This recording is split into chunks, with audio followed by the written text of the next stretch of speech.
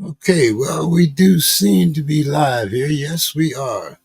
So, welcome once again to another Wednesday night right here on the Sports Crib. As you can see, every all our donations go to the Sports Crib, as well as some other contests that we might have going in the fantasy world. But let's get on with the show. As you can see, you can subscribe and donate on YouTube, Cash App, $ JEK3, or excuse me, or I. And let's get on with the show. I see Demetrius is here, so let's pull him up. I know some of the other guys will be around. Reggie said that he'll try to drop in. Dave is on assignment tonight, so he won't be with us. But Demetrius, how's it going? Mr. King, good to be here. Good to be here. How you doing tonight? Oh man, hey, every day above ground is a good day, my man. Absolutely, absolutely. So but there's been some very interesting things, I guess, uh, in our sports world here, and I'm hoping that we can get Mr. Scott in on this because we all know. I'm not sure after last week if Mr. Scott wants to roll back in, right? But we know how much he appreciates rappers in the rap game, and I wanted to know how he felt about Ludacris and uh, Dupree leading the post game festivities at the baseball All Star game. Uh, I'm sure he'd have a fresh pair of black socks, but what, what's your take on this? You being a baseball purist and all. Yeah. So I think that well, first of all, we got to circle back.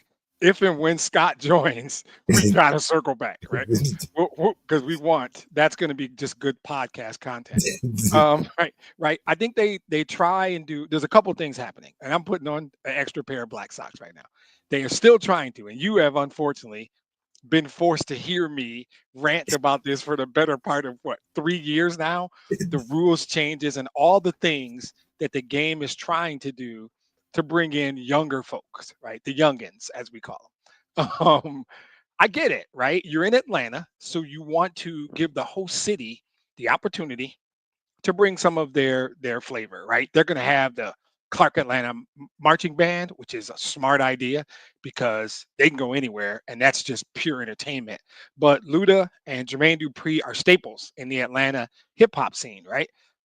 But if there's 40,000 people at that game, how many and you break down, right? Stratify, as we say in my work, stratify the demo of the people at that game, right? How many of them are under 30? How many of them look like me and you? Who are you trying to appeal to? I'm not saying you should have brought in. I think you're giving Atlanta an opportunity to present itself, and I love it. I'm going to enjoy it. I think they're going to introduce the All Stars. They're going to do a medley of Atlanta based music. Smart stuff to do for Atlanta to represent Atlanta. I do think there is a degree of this. Let's try and get the youngins to love baseball the way they love football and basketball. And you know how I feel about that, right? I'm going to try not to go off on my rant, but to hell with them. I mean, that's how I feel about it. If you love baseball, you love baseball. And it doesn't matter who performs, who introduces the All Stars, you don't care. Now, for the Essence dance line and the Clark Atlanta marching band, I love it. I love it for Luda and Jermaine. I love it for the city of Atlanta. It's going to be a really nice show. And as much as I love baseball, I don't generally watch All Star pregames, but I am this year. So I'm kind of contradicting myself in a way. I think there's a subtle background trying to pull a younger demo, and I just hate that for the game. But in terms of a television show, oh, that's going to be fantastic. I'm going to watch it. It's going to be great. It'll be great for Atlanta. But it's also kind of misleading, don't you think? Luda and Dupree are in their 50s. But yeah, right. So I don't think though that the standard, and I'm trying to be careful because we're early in the show, right? We have this rule. Maybe we should have threw this topic an hour later. I think that their music is timeless though, and I mean those are two guys who I just think represent a time and a place, a hip hop world, and with our age. I mean, I love their music, both of them. So I think they're quintessential Atlanta. I think having the marching band is going to be the best part of that show. The Clark Atlanta band is going to be the best part of that show, and on the Essence dance line is gonna be very entertaining as well. So it is a little misleading, right? They didn't go that young. I think they were sitting in that conference room trying to figure out who to perform, and they said we need a certain demo, but the real youngins don't even care, and they I think it's a good show. It's a good representation of Atlanta, and you're right. Both of those guys are they're close. I know Jermaine's got to be 50. They got to be close to 50, if not over 50. So, but Yeah, he was it's married still a good show. to Janet, right? I mean, Yeah, yeah. I think they were actually married for a while. I know they were together for a while, but I think they were actually married. Yeah. yeah, you know. Can't be, all we are is jealous about that. We're not mad at it, right? All No, you no, can be we is no, no, jealous, no, we ain't mad. right? We ain't mad about that at He gets to do the show just on that accomplishment alone. No, that dude's super successful. One of the best producers in the history of hip hop, and again, quintessential Atlanta. We could do a podcast just on his on So Def Records if we wanted to. So Oh yeah, I mean, and like you say, I think it's great for Atlanta. It showcases Atlanta talent, yeah, and you know, I also think that you know, I might have on a little lighter shade of black, uh, but I mean, how many different things are we going to do? I mean, right, to try to bring, I mean, you know, there was a time when we gave away free tickets. Well, we can't right, afford to do that no more. But I mean, right, exactly. so you know, and you I mean, pretty soon there'll be men on second and third in the 10th inning. I'll be out. I'm out then. I'm out. I'm checking out.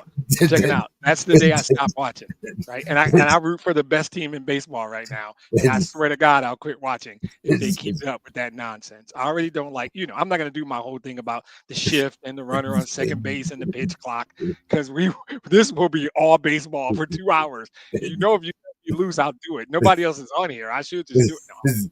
No, we got a lot of good stuff to talk about. But I get why they're doing it, right? They're running a business and they need eyeballs, and they need eyeballs from young people that look like me and you. So I get the effort with something like this, and it makes sense. I think it's going to be a fantastic show. I hope the game is good though. I hope it's a good baseball game, because at the end of the day, your product is still the baseball game. You can do all the shows you want. You can have a step show with a whole bunch of HBCUs, and we'll watch the pregame, but then the baseball game's going to start. What happens then? So hopefully. Yeah, well, once again, I'd rather see a 3-2 than 11-5. But that's just me. I think there's appeal to both. I'm with you. I would rather see a three. I would rather see Tarek Skubal strike out 13 and the Tigers win 1-0. I think we had a 1-0 win the other day. Right? I'll take it. To me, baseball it doesn't matter. Like I'm not even gonna act like I'm objective. I love that game. I love to watch it when my team is good as they are now. It makes for a fantastic summer. I've told the story about my 15-year-old summer in 1984 when the Tigers we're the best team in baseball, and we knew it in April. And it was just a summer where we just celebrated the baseball team. So while the Lions are and certainly deserve to be my passion right now, there is a love for baseball that you've heard enough about it. So Yeah. yeah, But I got to talk a little NBA here since I brought up the topic, and yeah, since we're talking about Detroit, I might as well let you get. I think you told me it was about 3 years ago yep, sure that did. the Pistons, would be. Yep. I guess I want to say where they're at now, uh, because we saw a great season from them last year, Yeah. and the East right now is in a little turmoil. Wide open. Yep. So, what after your Tigers, looking good in baseball. You've already got your little plug in for the Lions. I'll give you that probably. So, but uh, what's your anticipation of this basketball season upcoming?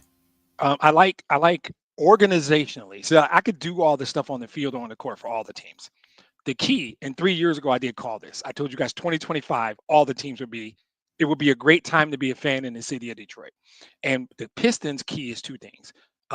At the top of the organization, they have a really smart guy, former Dookie and NBA player Trajan Langdon, who just how when you watch somebody talk and you hear them talk about how they're doing their job, you just go, "Oh, that dude's smart. That dude knows what he's doing." Right?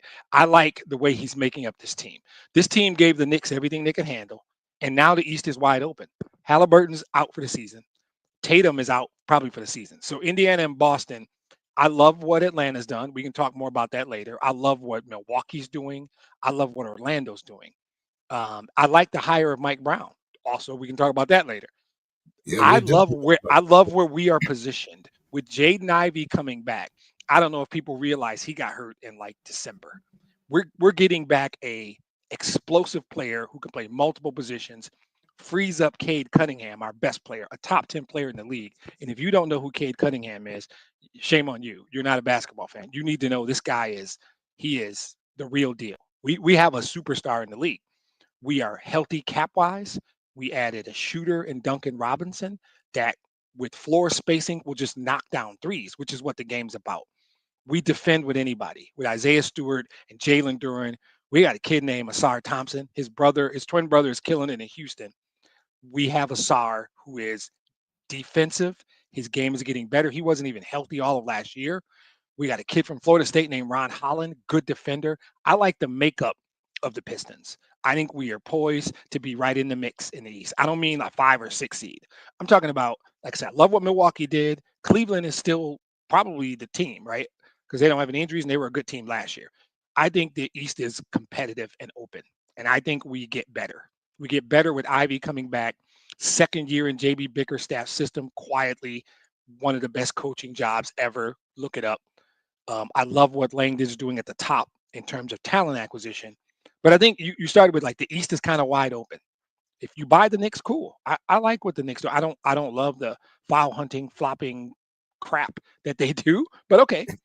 I'd actually like the coach they hired. So the shorter answer is the East is wide open. I think we're right there in the mix to be one of those teams, and we have a healthy enough cap that come first week of February, we have the ability to go out and make a deal because we can bring somebody in. I think we still have our mid level open now, so we can still hire somebody before the season starts. Or sign somebody before the season starts. But I love where our cap situation is. We are one of a couple of teams that could do moves because of the apron and all the stuff I won't bore everybody with. We can do things that every other team, I'm not every other team, most other teams can't do. So I like the situation that the organization is in financially.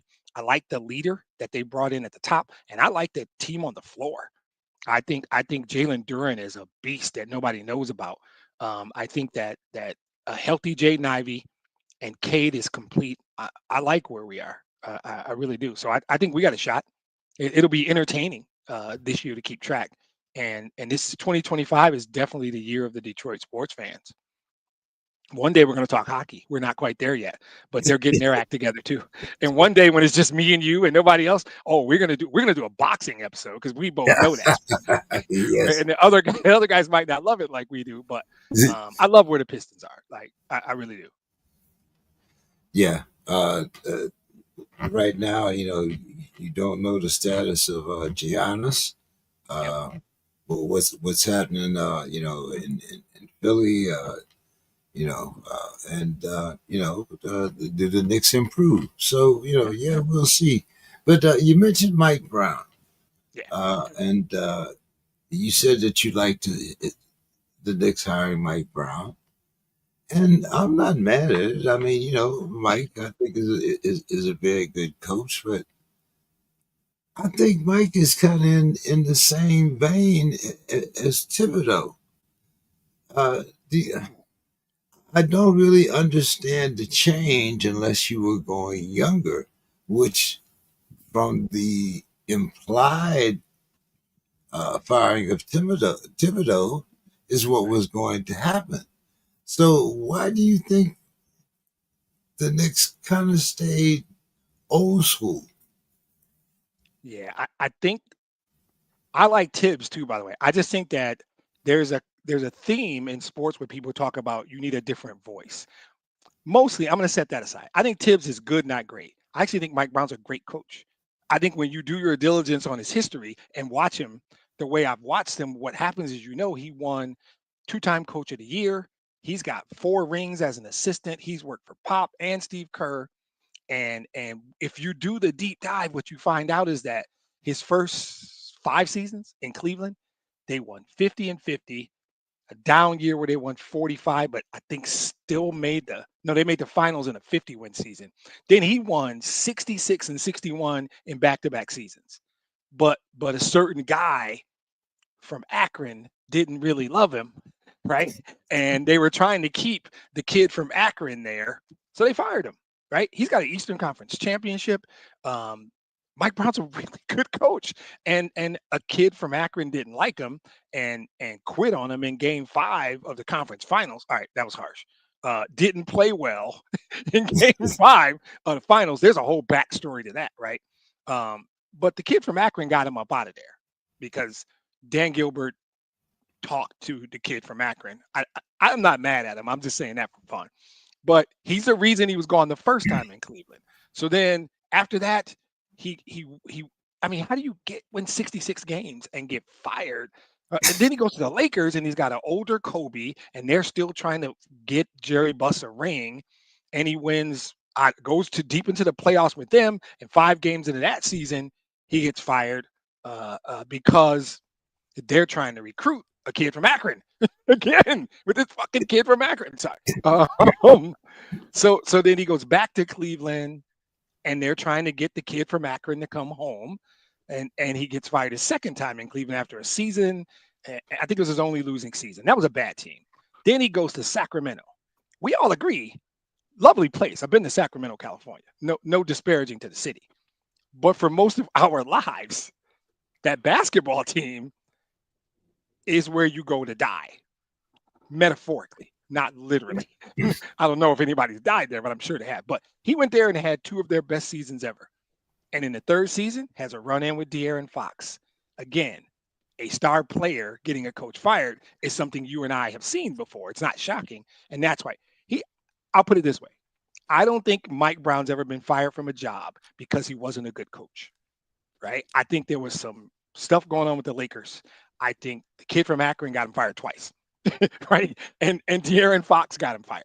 So I just think that as a coach, I think what happens is you interview Mike Brown, he comes and sits in the room, and you go, "Damn, this is the dude I want running my team." I think he's better than Tibbs, to answer your question directly, and I think Tibbs's message wasn't resonating with a certain 6'10" stretch 5 who likes to stay out at the 3 chucking up threes. I have nothing against Carl Towns. I don't. I don't think Tibbs's message resonated with a couple of players on that team. And they said, and I don't know if Mike Brown's there. My thought is Mike Brown's a good hire. The Knicks are a good team. And if you gave me a choice and said you need a coach, you could have Tibbs or Mike Brown. I'd take Mike Brown 10 times out of 10. Don Hayes has joined us. Love it. Mr. Hayes, how are you tonight? I'm doing good, Demetrius. How y'all doing? Good to see you, my man. Likewise. We were starting out talking about the All Star game there, Don, and it seems that Why are you doing this to Don? Why are you doing this to Don? This is not fair. I'm just gonna sit back and enjoy it. Go ahead. Sorry. But Don also has heard Mr. Scott's rants on the Rap different music. on the rap game and whatnot, and yeah, but and just I'm sure these aren't like Don's not going to run down to the nearest. Are there any record stores anymore? No, they're on his Spotify. He's got Luda and Jermaine and So Def on his Spotify. So, Don, what do you think about Ludacris and Jermaine Dupri being featured in the pregame All-Star game in this year's All-Star game? What's your thoughts there? We all gave our props to Jermaine, and dating, marrying, whatever, Janet Jackson. But what's your thoughts here, Don? Don's here. It's after dark, so Yeah, well, so there's always a big rush to perform at the Super Bowl and perform at halftime, do the national anthem. You don't have that big rush for baseball, But I think I have nothing wrong with that. I like Ludacris. I've never heard the other guy. Who's the guy? Marcus Dupree. Did he play football at Oklahoma? No. This is Jermaine Dupri. He's a Jermaine. producer. Performs a little, but he's more of a producer. He was married to Janet Jackson. Much more importantly, we think he was married to Janet Jackson. Okay. For a short period of time. We know he was in a meaningful relationship with Janet. Well, maybe I'd have to listen to some of his music. See, maybe I recognize it, but for some reason, my musical taste ends right around 1997. So yeah. I mean, that's the best time for music. I don't disagree with you. I know who they are. I'm comfortable with their music, but yeah. I think Don makes a great point, though, that, and I didn't mention that earlier, this actually is a good get for Major League Baseball to get this kind of performance. And it's in Atlanta. I didn't think about the fact that, what Don's talking about is the Super Bowl job is coveted. Like, people want that gig. Yeah. Performing at the Major League Baseball All-Star game has never been like that coveted gig, that announcement type of thing. So this is actually maybe a little cooler than I led on earlier. Yeah, I think it's it'll bring a different audience, I'm sure. Absolutely. Yeah. So we got into a little basketball, Don, and I know that other than pop, but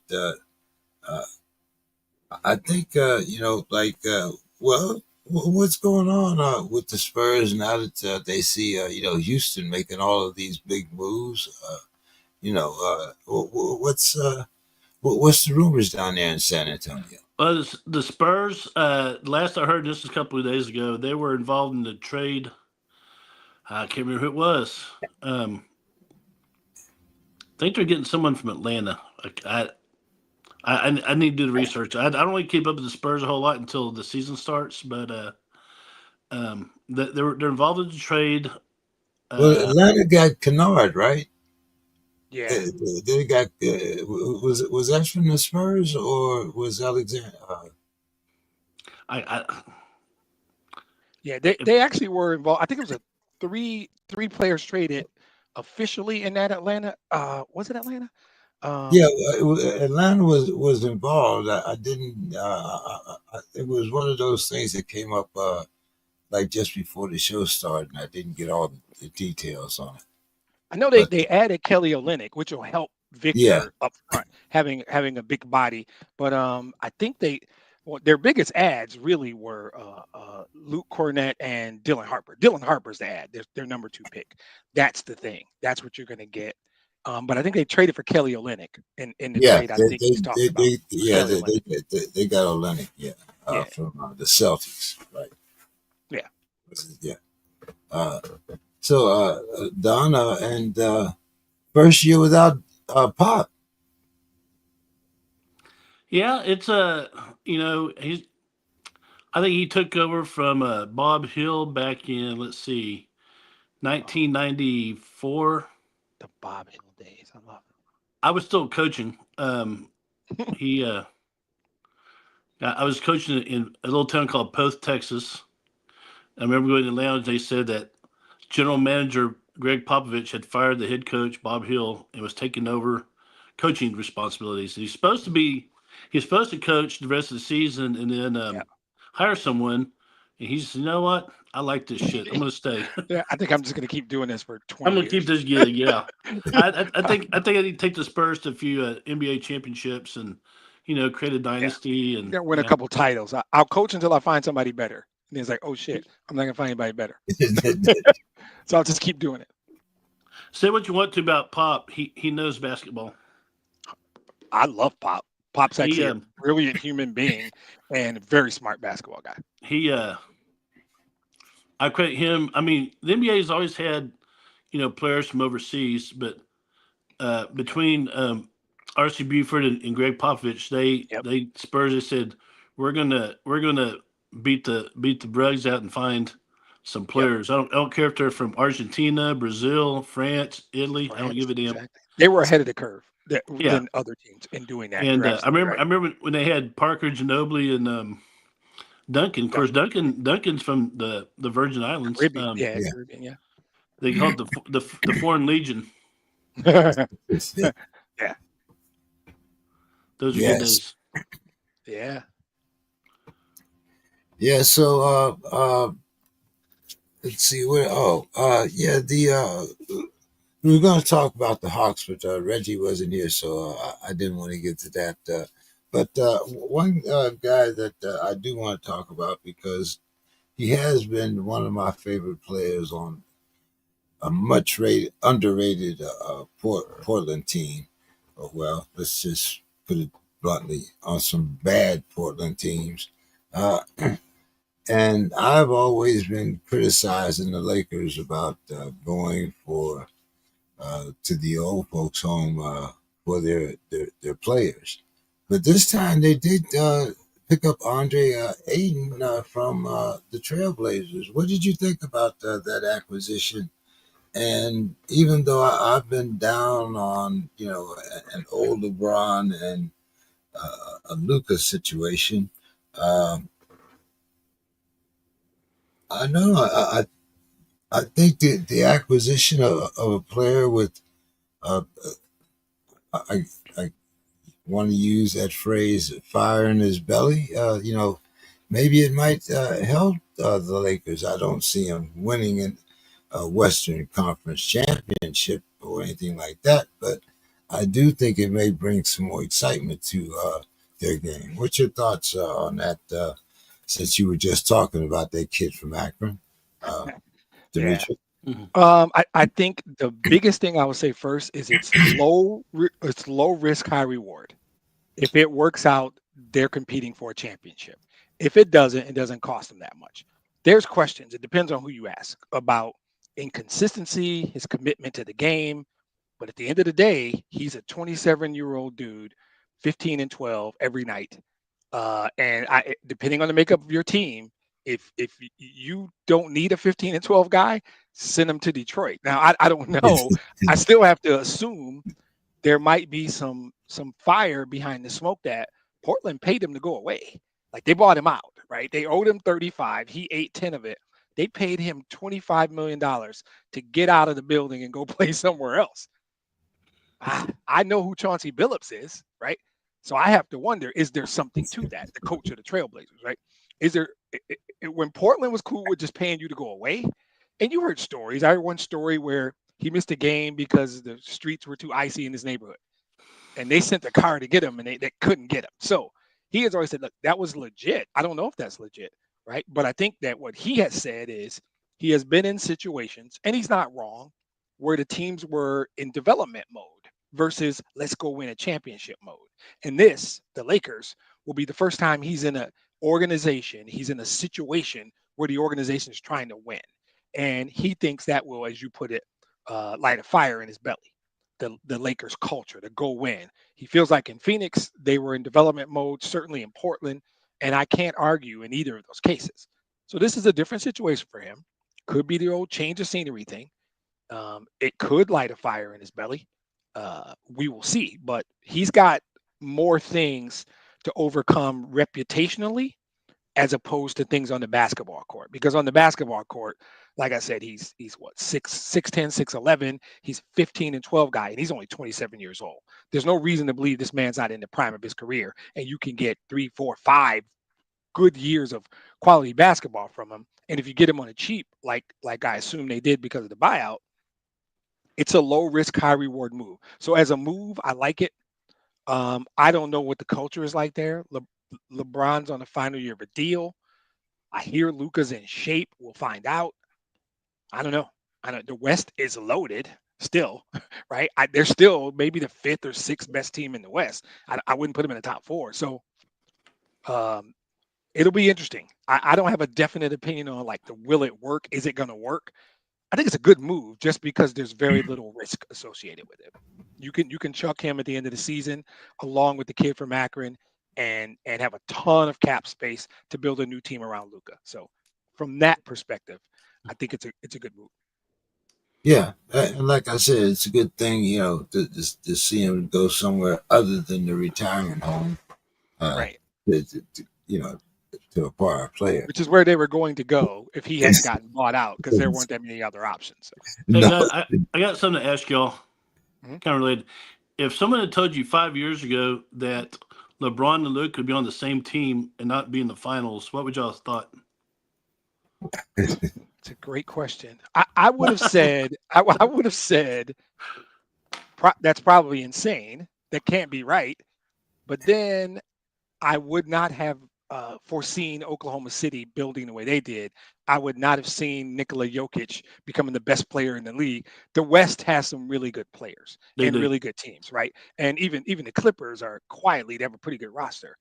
So I would have thought, yeah, if they've got LeBron and Luca and any cap space left after that, that should be a pretty damn good team.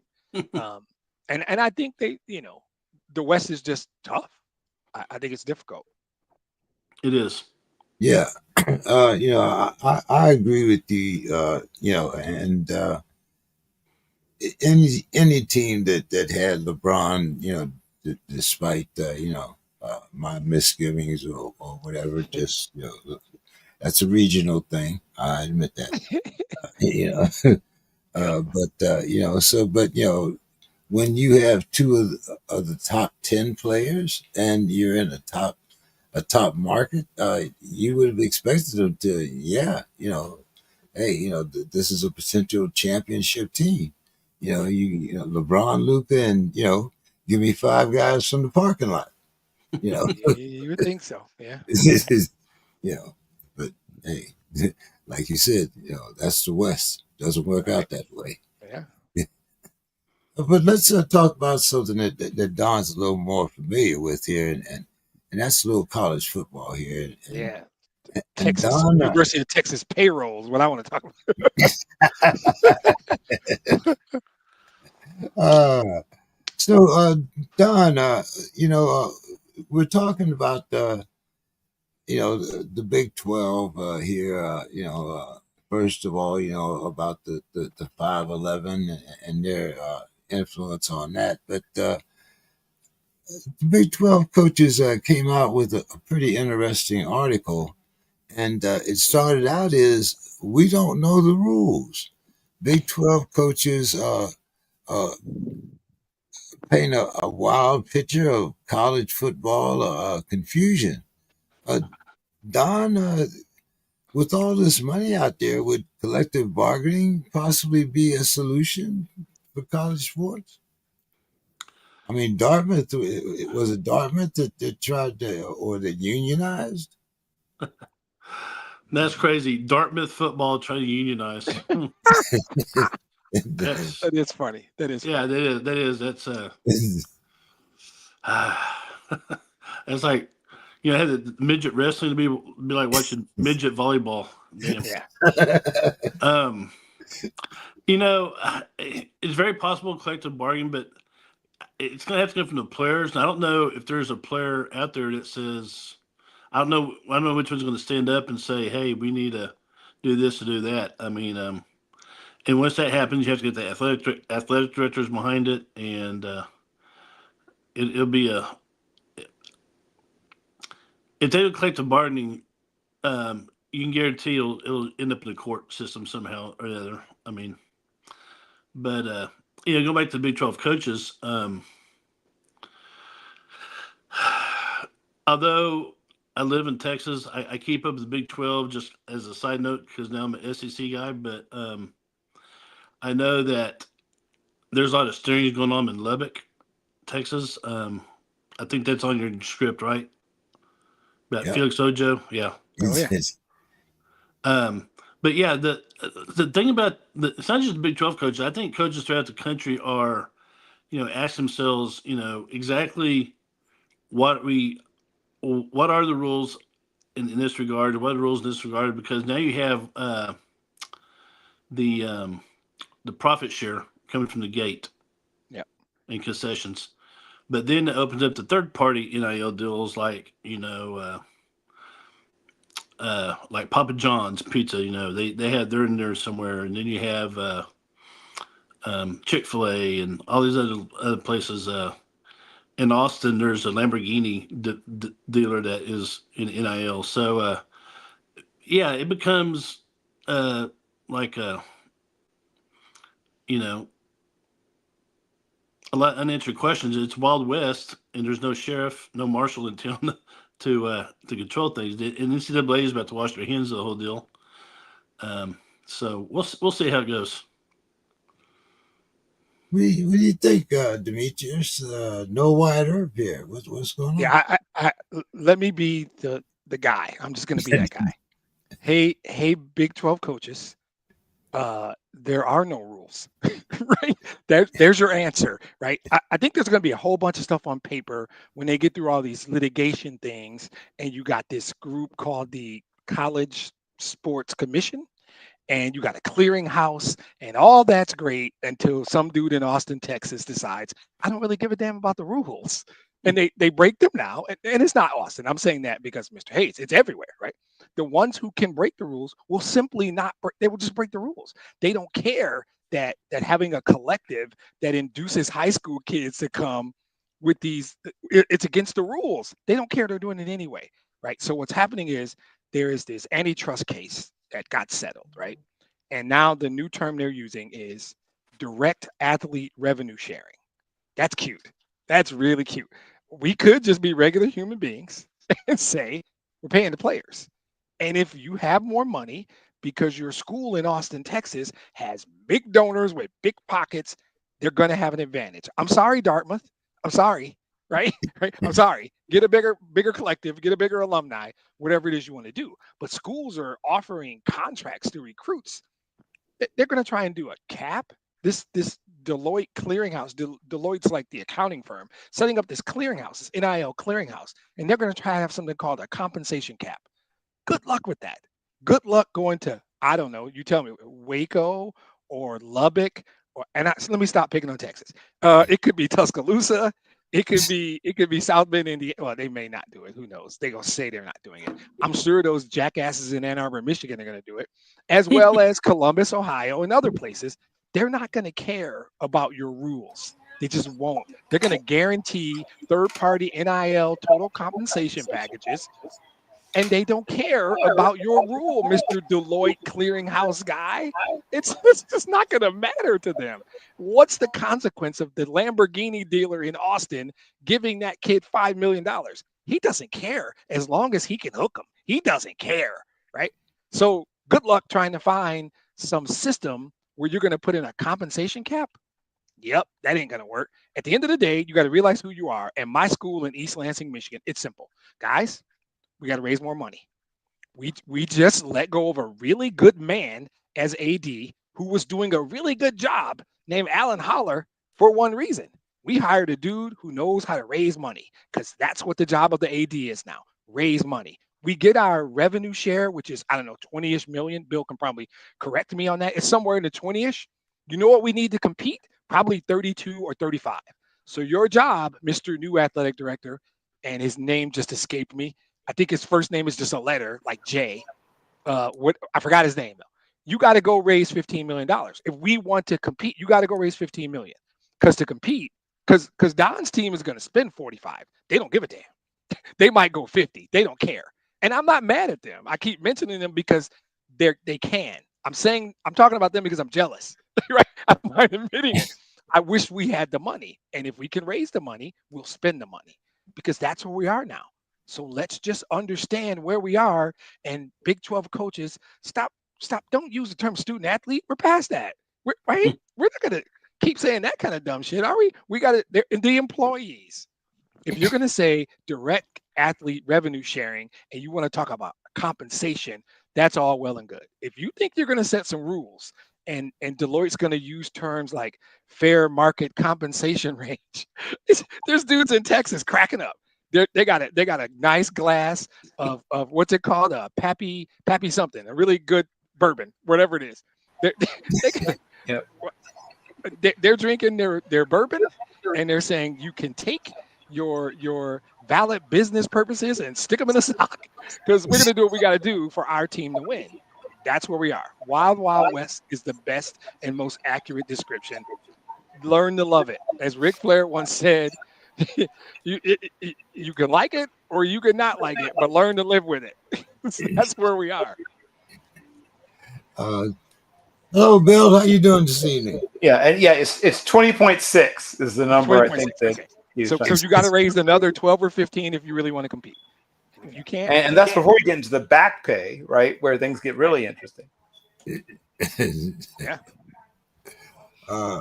Bill, you came in right on time to get to our college segment here. Yep. So, what do you think about staying with the Big 12? The push for the 5 and 11 model. Is this really the best model for the college football playoffs, or is this just the correct business model? Well, probably neither. It is, however, the one that'll be easiest to sell to a certain segment. The best, right, which means different things to different people. The best for Boise State is not the best for Texas. The best for Texas is not the best for USC. What we're beginning to realize, if we hadn't already realized, is I'm going to quote the philosopher and poet O'Shea Jackson Sr., big bank, take little bank. For those that are not familiar with economics and economic philosophy, when you are in a situation where there is big bank, if you are a little bank, you are at a distinct disadvantage. Yes. So little bank has only really a couple of different possible ways to play this. Now, there is what I call total submission. We roll over on your back and you expose your soft underbelly and hope that big bank decides not to totally ravage you. That is an option. I'm not saying it's an attractive option, but it's an option. Then there's what I call the 4 toddlers in a trench coat, where you and the other 4 toddlers can all stack on top of each other in a trench coat, right, in a attempt to take on big bank. That is an option. Good luck with that. I think I endorse it, but that's an option, right? Yeah. And then there's what I call suing the hell out of people. Right. Those are your 3 options. You can either, like I said, get your other toddlers and stack up in a trench coat. You can roll over on your belly and be like, please don't hurt us too badly. And then there's I'm calling my lawyer. Those are your options. Yeah. And what is best, best is a funny term, right? Because best is so different to different people. If you're Vanderbilt, best doesn't mean the same thing it means to Georgia, right? I mean, like there's a few hundred miles and several $1 million difference between what's best in these 2 individual places, 2 individual institutions. Because there are going to be some schools where are still going to have student athletes, despite the scoffing and whatever. If you're Northwestern, if you're Stanford, if the aforementioned Vanderbilt, if you're Wake Forest, your student athletes are student athletes. Now, you may have a couple of people you target where it's like, for these small handful of individuals, we're going to roll out whatever it is, everything we've got, right? But you can't do it for 30 people. You can't do it for 50. You can't do it for 60. You just can't. Like, it's not a thing you can do. And I'm in the process of working on getting some interviews together with some group of 5 schools. I'm trying to find out what the hell they're going to do, right? Or group of 4, whatever, group of however many are left schools. And I'm one of them. I'm not even say the name of the school and the person I spoke with, but one of them flat out said, we don't know. right? Like it's happening already, and they still don't know what they're going to do. Yeah. So if you think that everybody's got like a team dedicated for the last several months to figure out what to do about this, I've come by here to tell you that not everybody does. There are schools that, off the record, told me flat out they don't know what they're going to do. And they should. Some schools are going to probably end up de-emphasizing, right? Going down. Wait for the smoke to settle. Yeah. Some teams have already sort of talked about it, that they'll be dropping down to S or even Division II. Some might go all the way down to Division III, right? Non-scholarship. And just say, look, we're going to go back to playing football for fun, right? Like we did 120 years ago or whatever many years ago when they last played football for fun at their school. Some schools are just going to say, okay, have fun, right? Have fun storming the castle because they are not going to try to do this. They realize they can't. Even if they wanted to, they could. Some of them just know that. Yeah. Some of them are going to try to do it. Now, it may not work out, right? And they're going to fail miserably. Right, going back to the Sovereign and trench coat. Yes, right. And it's your question of best. Yeah, sorry, Don. I just got two little quick things. The question of best is funny, like Bill said. And by the way, for those who don't know, 5-11 motto is the 5 conference champs going, and then the 11th best at-large teams based on, wait for it, a selection committee. And your boy hates selection committees, just for the record. But who is that best for? That's best for Big 12, who's bitching about it. And shout out to Let's Talk Sports Network in the comments. Pappy Van Winkle is the bourbon I was talking about. Van Winkle. And it's very good. Marvelous.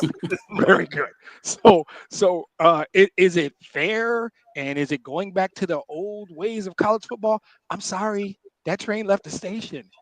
You're trying to hybrid 2 old formats to create no.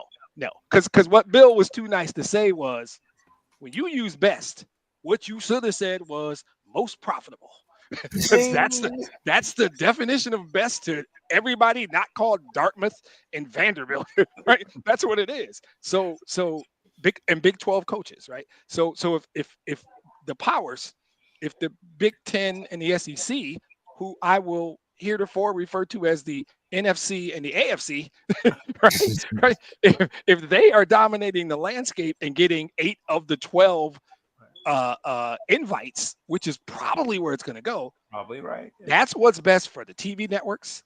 That's what's best for the university's funds. That's what's best for the, I can't say student athlete anymore. For the employees is what we're going to call them now. That's best for everybody, not called Big 12 commissioner or whatever it is, right?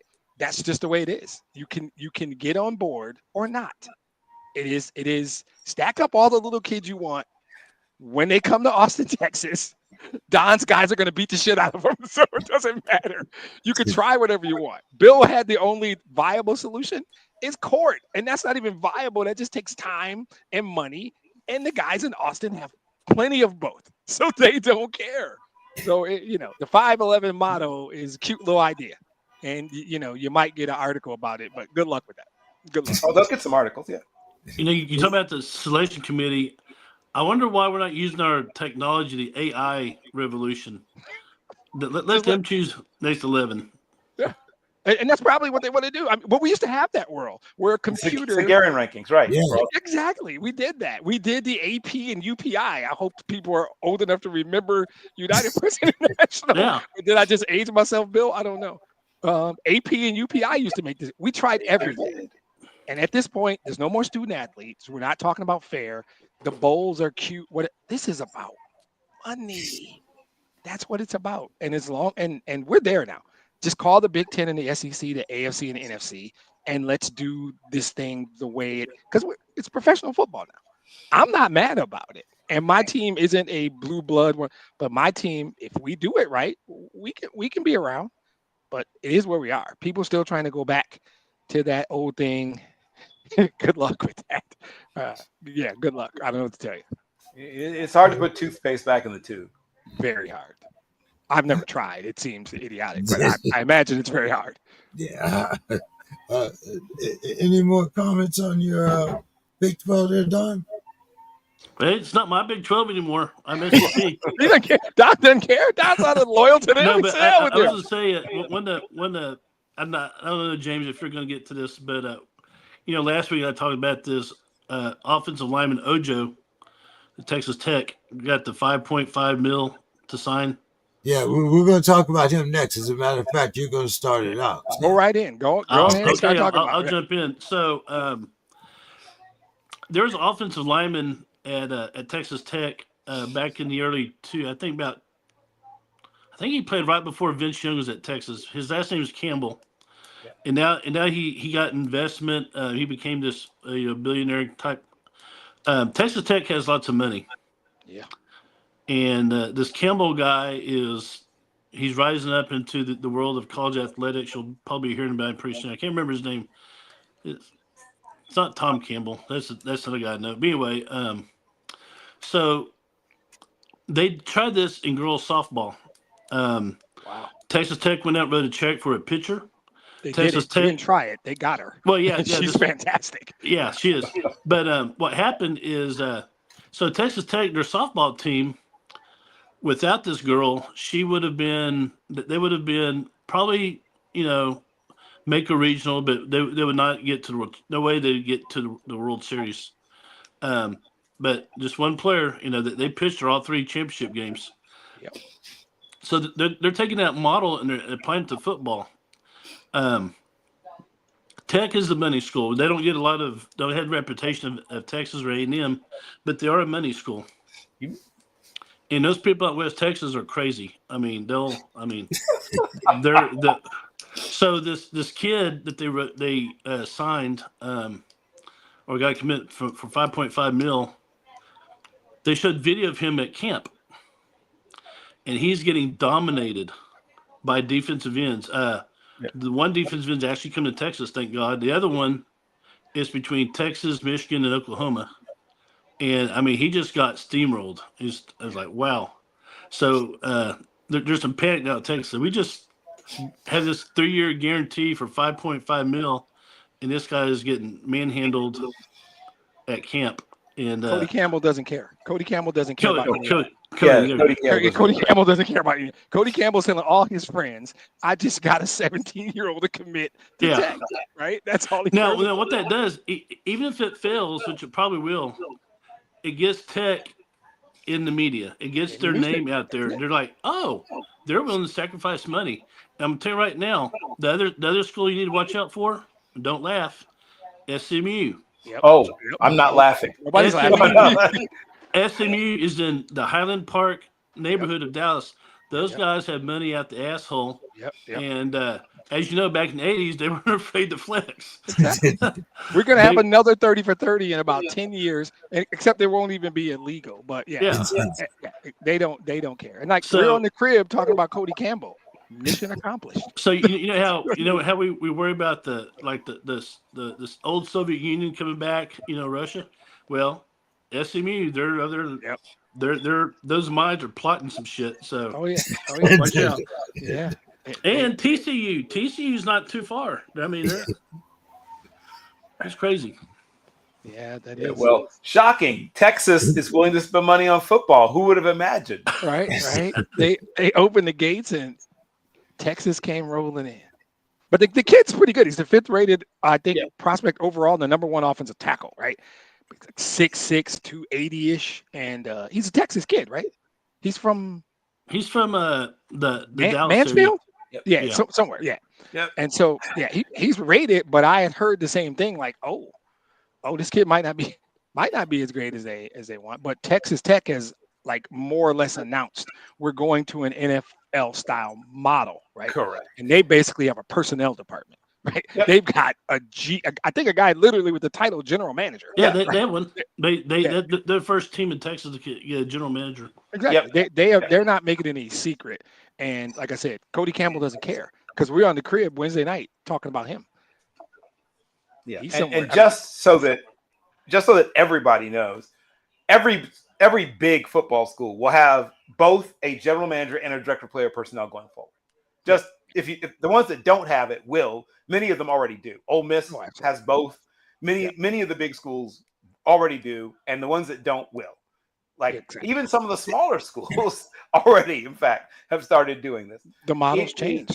Carolina, right? Mike Lombardi. I mean, it's happened. It's happening, or it's happened already. Is this what we call the Stanford model? Well, the Stanford model is a little different. So when you get a phone call from Andrew Luck, and he does call, right? He gets on the he's working the phones. He calls. He's calling. He's getting people to buy ticket packages. He's explaining that Stanford football's back, in air quotes. Air quotes back. But they know, once again, they're one of the toddlers in the trench coat. Stanford knows that, right? They know that about themselves. That they're not trying to compete with. I don't think. I would imagine they're smart people. They're not trying to compete with Texas or Michigan or Ohio State or heck, even USC anymore. In the new world, right? So either this is an exciting new world and you can't wait, or it's a dystopian hellscape, depending upon how you look at things. Or maybe some of you might see a little bit of both. But Stanford now knows its situation, right? And they seem pragmatic, right? I think that they're pretty smart. They're still going to play Cal. They still have worked out a deal so that they can still have the game, as they call it. They're still going to play some other brain schools. If they're smart, they would get a home and home with, Vandy and Northwestern, the SAT Bowl, as my dad used to call it. Right. Brain schools. That's right. I mean, it would make logical sense, frankly. Absolutely. And if they were truly smart, they would go back to the Pac, whatever it is, right? Where they could probably kind of sort of compete again. Dominate. They would do well. We call it the state conference, actually. Right. The state conference. Then, frankly, if they were truly, now I think the buyout might be prohibitive. But when their current contract runs out, they should probably go back for several reasons. Not the least of which is, once again, they're really big in the Olympic sports, right? They flare up and get competitive in football every now and again, but they have a very good baseball program. They have a fantastic, historically great swimming program. They're pretty darn good in track and field. Water polo, pretty darn good. I mean, like a bunch of sports that most people don't really care about, frankly, but they're really good at a lot of those sports. And sensibly, if sense still matters, their best fit is whatever the Pac, whatever it is now, frankly, for them. That way they bring back down some of their travel costs for their, especially like I said, I mean, if you're a gymnast, you're not, it's not like a football player. You're not doing this once a week. If you're a soccer player, you're not doing this once a week. You're doing this 4 times a week. That means travel, if they, whatever. We've gone on this road before about like how prohibitive the travel costs are going to be for some of these schools in these worldwide conferences, right? God help Syracuse wrestlers who have to go from one coast to the other after a tri-beat. I guess I'm the only wrestler here, but you are beaten to hell, right? You've been wrestling. Here's the thing. I hate to interrupt you. You're my guy. Love you, Bill. We both know what's going to happen. Yes. We're going to add 6 teams to the Big Ten, and they're going to be a part of the Big Ten West. We're going to have a whole people, right? This is how the monster grows. We're all old enough to remember this horror movie called The Blob. It started off like this little ball of like Play-Doh, and it just started rolling over people. That's the Big Ten. We're going to eventually have a Big Ten West. That's their logical location. Washington's there. USC, and then we'll have 12 teams on each side, and we'll be the AFC, and SEC can dominate the South and be the NFC. That's where we're going. Bill's talking about this fantasy land. That's beautiful and fun. Let me go get some popcorn. I love it. It is never going to happen. I'm just saying that when you're UVA, when you're Stanford, when you're some of these schools where, frankly, your quote-unquote non-revenue producing sports are your best sports, right? Right. But I get it that football, no matter what, even if you're not very good at it, and in fact, you, in many cases, are losing money, or in a good year breaking even with football, still everyone wants to dump all of their attention, time, and resources into football. And I love football, right? I mean, like, I want to make it clear that I'm not anti-football, but some schools are going to get burned, is what I'm pointing out with what they're doing, with chasing that. Having football be the driver for every athletic decision is going to burn some schools. Yeah, but they can set up the Brain Bowl with Northwestern, a Big Ten West versus Big Ten East once a year, right? They can cash those checks when they go to Ann Arbor or when they go down and play USC. There's a way to do it. The Brain there's Bowl would always a be way. fantastic. Stanford, Don, Northwestern. Don, what do you think about the growth of the SEC? But the what? The growth of the FCC. Do you think that they're going to also expand when you got the Big 24 as you Where, talked where are about they at now? 16, 18? I Where are they don't. at I now? don't. Well, the thing is, 18. They're 18 now? Yeah, okay. We're at 18. I think the SEC would expand, but I don't know what teams are left to take. I mean, Right. Exactly. because the SEC is not going to take. They're not going to take Baylor, Virginia. There's schools. Miami. There's schools over there for them to grab. Yeah, but they're well. We can fold that little conference, cute little Atlantic Coast, whatever, and just grab Miami, Clemson, Virginia, whatever. Notre Dame is still out there, Don. I don't talk about them. Yeah, I don't talk about them. I guess you could throw in North Carolina and but am I out of line thinking those two conferences at some point soon grow to 24? They both have a East or West, and you fundamentally have 4 divisions, 2 conferences, 4 divisions that own 10 of the 12 bids, and you let a couple of scrappies join just to get their asses handed to them in the first round. That feels like where we're going. Look at the Penn State schedule if you have any doubts whatsoever. They're out of conference schedule. Of course, the directions be damned. We can still take Notre Dame. They're looking for a conference. Yeah. Oh, geography left the building years ago. Geography. We can't even spell geography anymore. I mean, we just don't care. But see, the whole the formula, the 511 formula, that gives no incentive to Notre Dame to join a conference. Exactly. Yep. There's no incentive in fact, at all. it's the opposite. It's a disincentive to join a conference. Exactly. And if you care about Notre Dame, which I don't. I don't either. Yeah, then I guess that's a problem. I don't think any of us do. For me, not. So I don't. To hell with them. We don't need them. I mean, whatever. Although I don't like Notre Dame, I'm a big fan of Marcus Freeman. Me too. He's legit. 100%. Yep. Yeah. Bill, I got a question for you here because we have an ESPN reporter that says Penn State should be a lock for a championship berth if a certain coach named Franklin doesn't screw it up. Well, here's what I will say, and I get how people like to blame certain things. Is Franklin on the hot seat despite Penn State's record? I mean, they're going to win 10 or 11 games. I mean, I don't know. I get that like people get all bent out of shape about winning 10, 11 games every year, I guess, nowadays. But this team he's all right. The team is loaded. Drew Aller now no longer can just focus on one guy and force the ball to one player all the time. And I get that James Franklin. It's funny because people like to blame things. I still know some Hackenbergites in draft Twitter or draft X, or whatever you call it, that still somehow try to blame him for Christian Hackenberg not becoming what they thought Hackenberg would be. And yes, under Bill O'Brien, Christian Hackenberg showed flashes, but he also looked terrible in some games. People have goldfish memories when it comes to things. There's also a guy that threw almost as many interceptions as touchdowns in high school, where he was the most talented player on the field all the time. And still he was throwing interceptions like crazy. Some players simply don't grow, right? And you can try to blame the coaches. The coaches are doing what they can, but their job is to win football games. And if they can develop the players into pro prospects as a side, benefit, cool. But that's not their job. It is not their job to turn these guys into NFL prospects. If it happens, that's great. It helps to bring more talent in, blah, blah, blah. It's a feather in your cap.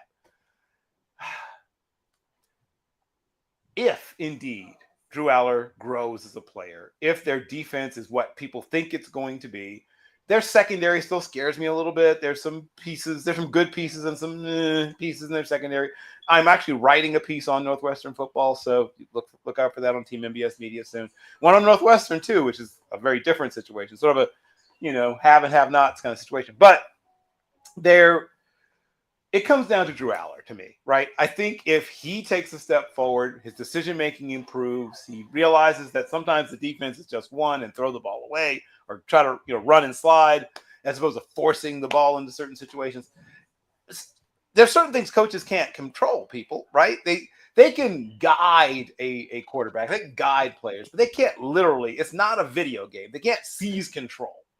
And people who blame James are the things James Franklin is indeed like there's things that he's done. Yes. Has he made mistakes? Has he not always managed games well? Yes. I'm not saying that he's perfect. In fact, he's an above average to good coach, maybe even very good on certain occasions. But his players love to play for him. They play hard for him. He's a good recruiter. Those three things alone, once again, at a program like that, is worth about 9 victories a year. Yeah. And people get jaded with 9 victories, sometimes 10. I get that. But I think they're forgetting, right, that nowadays it is harder than ever to continuously stay at that level, right? Just ask Dabo Swinney, right, who had an unstoppable killing machine at one point. I mean, you just fed teams into the maw of Clemson, and they just got Clemson was a team that would lose maybe one game just to remember what it was like to lose a game every now and again, right? And in 3-year span, they went from this juggernaut to oh God, is Dabo as the game passed them by.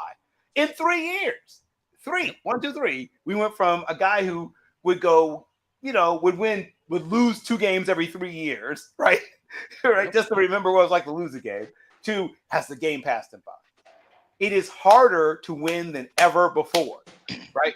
Harder than ever before. It's never been this hard to win college football games ever before in the history of befores, of evers. So if you continue to win 9-10 games, especially in State College, Pennsylvania, I've been to State College. It's a lovely, bucolic little place, but you're not the same as other places, right?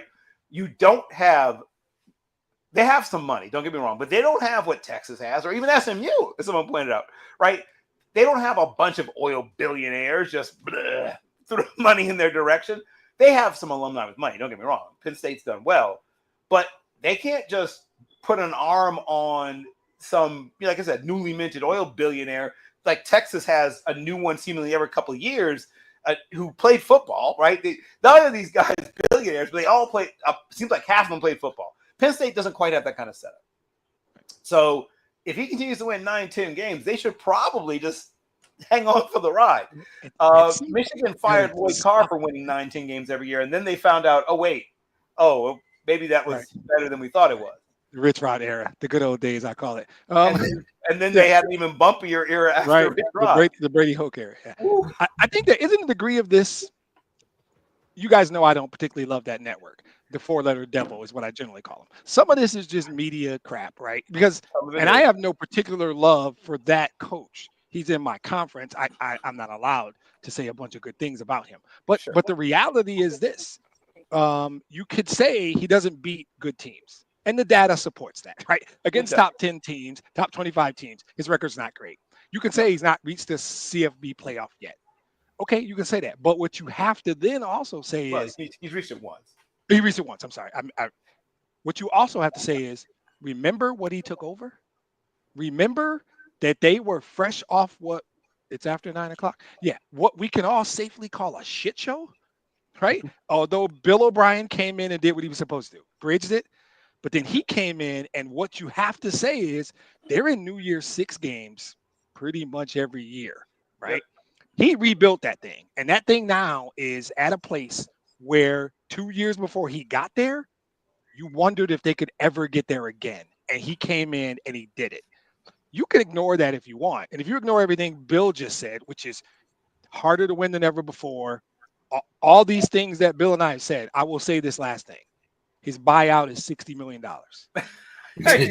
End of the conversation. End of the conversation, right?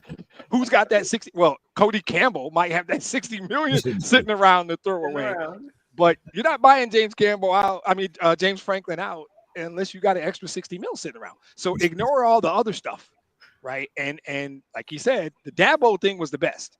It's hard to get there. It's really hard to stay there. Very right? hard. And he is there, and he's been there for a while. I think these people need to shut up, and I think this is some four-letter devil BS. And if you really have the 60 mil and you think you have somebody who's better, okay, good luck with that. Good luck with that. But yeah, there's too many. There's more reasons not to fire him than there are to fire him. That's my shorter version. Don, guy I'd like you to talk about is Mr. Lincoln Riley. Lincoln, what do you think? Is he on the hot seat considering what USC has done these last couple seasons? Caleb Williams, but other than that, what's your take on Mr. Lincoln and the job that he's done since he's been at USC? Well, let me tell you about Lincoln Riley. So he got his I guess his fame from being at Oklahoma, and he got a reputation of being a quarterback developer. People don't realize that the quarterbacks he had were mercenaries. He had Jalen Hurts, who came from Alabama. He had the world's shortest, Baker Mayfield had the world's shortest midget. Shortest midget. I think you mean tallest midget, right? Is that what you're actually? I'm sorry. I'm using Bill's word. Right. Mr. Scott. That's Anthony Scott. World's tallest midget. And then you got him from A&M, and then you got Dylan Gabriel from Central Florida, I believe it was. So he's getting these quarterbacks, but he didn't develop them. Jalen Hurts was a Heisman candidate when he walked on campus. So, I'm not saying he's not a good quarterback coach, but I'll take Sarkisian over him. But so I guess when you're having to recruit your own quarterback, the shine kind of starts coming off a little bit, and so I think that kind of lost some things. Then I believe his offensive coordinator went to where Mississippi. So so I don't know. I'm not saying he's on the hot seat, but he needs to turn up the AC in that room. You agree with him, Demetrius? I think that 7-6 in their first year in the Big Ten is disappointing. Yep. But I do think they had a very good recruiting class. I love their DC. Listen for that name. I think it's DeAnton Lynn. I think it's pronounced DeAnton, right? Yeah. They reduced their points per game by almost 10 points last year. They're doing some really good stuff. He did some revamping, like strength and conditioning coach, stuff on the staff.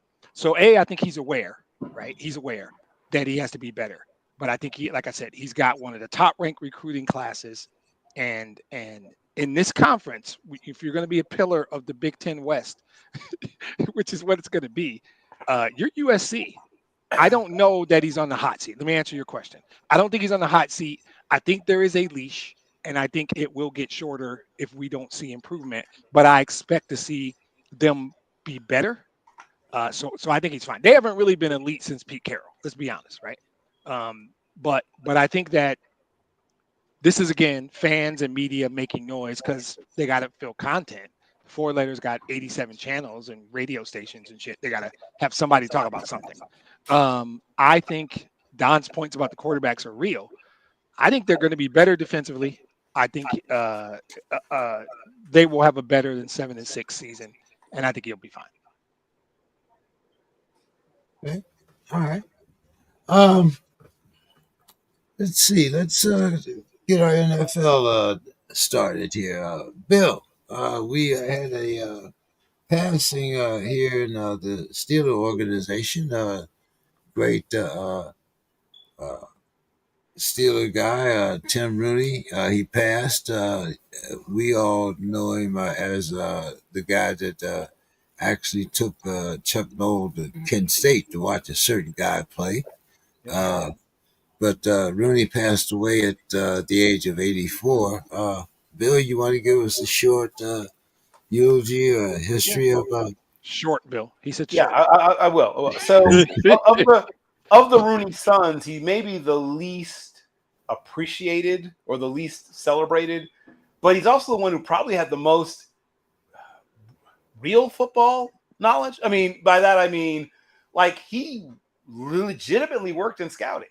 So I think that he may not have been the businessman that some of his brothers were. He may not have been the suave, sort of debonair person that maybe his youngest brother was or is, I should say. But if you just wanted to talk ball, he was probably the Rooney brother you should buy a beer, should have bought a beer, was the one you just want to talk ball. He had really good stories to tell about being on the road. I mean, the one thing I will say about the Rooney family is they didn't cut you any special favors because your name was Rooney. He was at the DoubleTree or the Days Inn or whatever for years. I mean, in case you're wondering, DoubleTree's a fine hotel. What do you? Well, you know what I mean. But I mean, but I mean, he wasn't living on the highest parts of the hog, I guess is the point I'm making. And he had a legitimate hand in putting some of those great teams together. Yeah. And at no point did he pull rank or whatever. At no point did he, if he saw a player one way and another scout saw a player another way, he didn't just say, I'll tell my dad or whatever, right? He didn't do that. They would just go at it the way scouts go at it. Well, I saw it this way, I saw it that way. So while his contributions to the game may not ever land him in the Hall of Fame or, in the Ring of Honor even, I guess we'll see what happens even with that. His contributions to the building of the team, I think, are largely underrated, quite frankly. And there's 2 or 3 players that went on to have Hall of Fame level careers that he had a real hand in bringing onto the team. Yeah. I think Jack Lambert is the most notable. And quietly, that being the most obvious one, yeah. He did a stint with the Lions too, by the way. I saw they also put out true. a little. Yeah. I saw they put out a little something. And just my little 2 cents is he was a true scout, like Bill said. I think he had a lot to do with Giants as well. But to Bill's point, this is a true football dude. So. Yeah, blue collar all the way. Don, any remarks about Rooney? No, I think ever since I was younger, back in the 70s, I started watching football. Like seriously, the Rooney family was always in the news, always at the forefront. They put together some spectacular, teams at Pittsburgh. And I know people get, all upset about Mike Tomlin, but the guy's never had a losing season. So I think things are good in Pittsburgh. I think the Rooney family has done an awesome job. I think they're in my opinion, and I'm not a Pittsburgh fan, but I think they are the class of the NFL.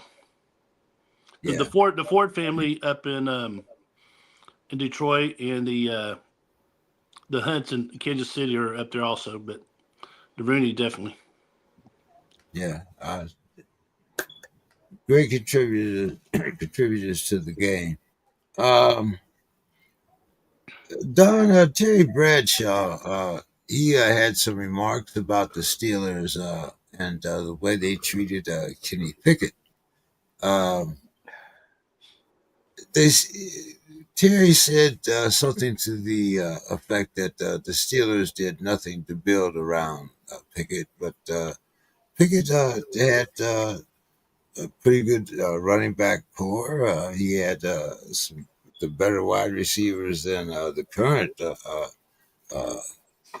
Steelers quarterback. So, do you agree with what Terry said, or Don, or what was your thoughts on the way that that whole Kenny Pickett thing was? I'm going to be totally honest. I don't really keep track of what was going on. I know that there was some speculation that he wasn't given the same shake that some of the other guys were, but that's something that you and Dave would probably know more about than I would. So now Terry Bradshaw, again, this is a guy that I love now, but back when I was in 5th or 6th grade, I hated him.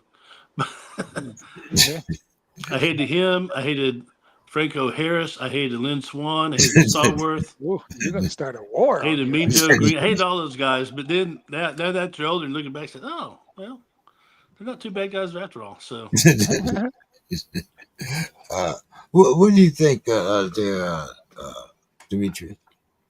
I think so. You got to remember Terry Bradshaw, right? And who he is. He probably has on 3 pairs of black socks right now, no matter where he is or what he's doing. He's got on many, many black socks. In his day, that's kind of old age. Back in his day, quarterbacks were developed, right? You drafted a guy and you gave him time. I mean, Pickett was like 14-9 as a starter. To Don's point, you'd be better to speak to it than me. That I, at the time, said, wait, what are they doing? And I don't know if it was an opportunity to get Russell on the cheap, which is what I think it was. I think it was probably a business decision at a meeting and said, we can get Russ and we can pay him $14. And someone thought, ooh, okay, we can get Justin Fields now. So I think it could have been a business decision or maybe something behind the scenes about Kenny Pickett we don't know yet. I think that what Bradshaw's trying to say is back in my day, you gave quarterbacks time to develop, and they didn't really give this kid a chance. And he's not necessarily wrong. History will tell us if he's wrong. Actually, I shouldn't say he's not wrong. We don't know yet if he's wrong. But I think that what he saw was his team give up on a guy he probably likes by everybody's measure pretty quickly. They moved on. But I think it was a unique deal with Russ, right? And then you went and got the Fields because you knew you were going to change your system for us. So the way I always saw it in my head was at some point they made a decision they were going to go after Russ and or Fields because I don't know what order. And they knew that offense that we're going to have to design for those guys is not going to fit the skill sets of Kenny Pickett. That's what it was in my head all along. I don't really know. You can tell me. I kind of agree with Bradshaw, quite frankly. If you look at it from an old school perspective, unless there's a 30 for 30 coming about Kenny Pickett was a cancer in the locker room or did a bunch of dumb stuff we don't know about. I don't think it was either of those. No. Okay. My thing with Kenny Pickett is why not use that as motivation to do a better job rather than insist on a trade? The signing of Russell Wilson and the trade for Justin Fields, he should have used that to motivate himself. Hey, I mean, beat them both out, sit both their asses on the bench, and then what? Why say I want?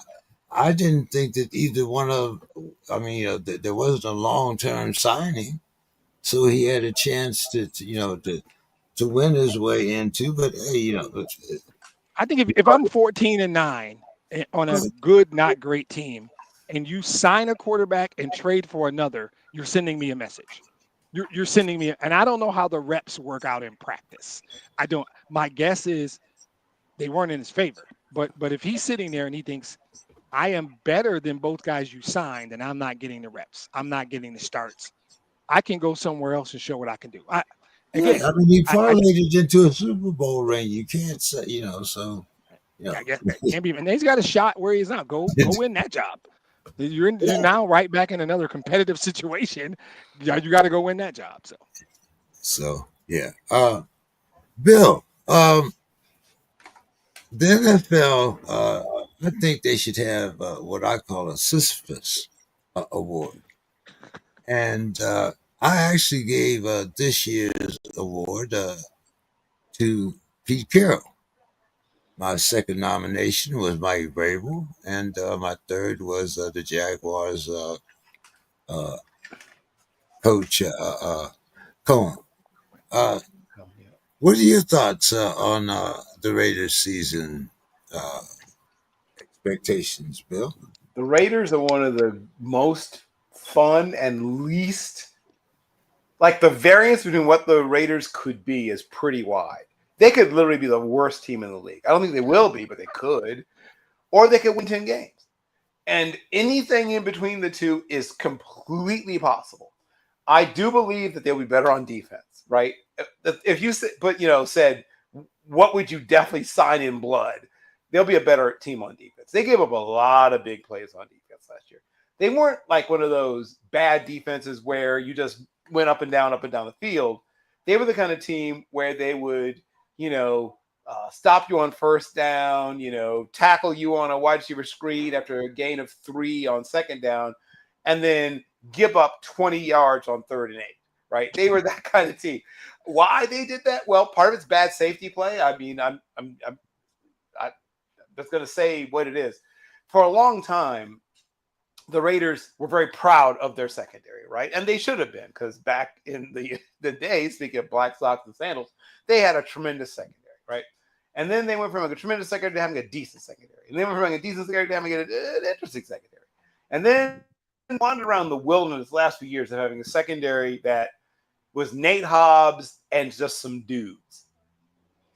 And Nate Hobbs is a good player, but he shouldn't be the best player in your secondary, right? I don't know how much I can stress that. If Nate Hobbs is the most dependable and best player of the guys who play at your secondary, he should be a second banana, right? He should not be Batman. He should be Robin. They had no Batman. They had a Robin and then a bunch of not even quite Bucky level, right? I mean, I'm talking like Iron Fist at best around him, right? So I promise you the secondary is going to be in position. They may not be the best secondary, but they will not be embarrassing this year. That I can promise you. I don't know what their quarterback situation is going to end up looking like. And that's really one of the big variables, right? Who's going to actually end up? I think we know who's going to start the season at quarterback, but who will end the season at quarterback, to me, is the more interesting and more intriguing question. Pete Carroll would have loved to have had Josh Jacobs, but he doesn't. Pete Carroll is like, oh, why'd you guys get rid of that guy? I love that. Oh, okay. Well, I'm going to make it happen with who we have, right? The running back situation is slightly less chaotic than their quarterback situation, but not that much less. There's a lot of carries up for grabs because Pete Carroll loves to run the ball. So if you're a dynasty player, hey, if you pick the right dude, you're going to get that guy probably in the middle 8 rounds because nobody knows what's going to happen with their running back situation. But if you hit on that, that might be a league winner. Yeah. They have obviously one of the bright young tight ends. Their wide receiver situation is also kind of wide-ish open. Maybe somebody will emerge, right? But nobody knows. That's why there's such a fascinating conundrum, because either 2 or 3 young players will seize this opportunity and become budding stars, and they'll be a much better team than everybody expects. Or no one will seize these opportunities, and they will essentially trip over their own dick. So we don't know which, right? Hey. These things are equally likely to happen. Oh, I love it. Don, what's your thoughts on the Raiders? Well, I think as long as they continue to grow. I mean, I don't know a whole lot about the Raiders roster other than what we talk about here on the crib. I want to see them. I've never really been a Raiders fan, but I know that very often. To choose my words here. Oh, now I love it when you don't choose your words. What are you doing? It's after 9. You ain't got to choose your words. The Raiders are a team that I don't put a lot of faith in all the time because they're not very consistent. I think they're getting better. The coaching staff solid, of course, but I don't know, for some reason they just don't seem to be able to turn to make that turn. They're kind of like, well, I guess Denver Broncos kind of the same way. There's always an expectation that they'll have a better year, but is it? Who knows? But I think they drafted well this year. I definitely believe that. What's your thoughts on the Raiders, Demetrius? So first of all, I feel compelled to tell the audience about your reference to Sisyphus, because they may or may not know. This is a figure from Greek mythology, right? And he got punished for lying and being an overall a-hole. And they made him roll a boulder uphill. And every time he got close to the top, the boulder came back down. And he just kept doing this, right? So the idea, the term Sisyphean, right, is a task that is very laborious, but also futile. And I think both Bill and Don did all the work for me there because James nailed it, right? Without anybody explaining it, they both got it.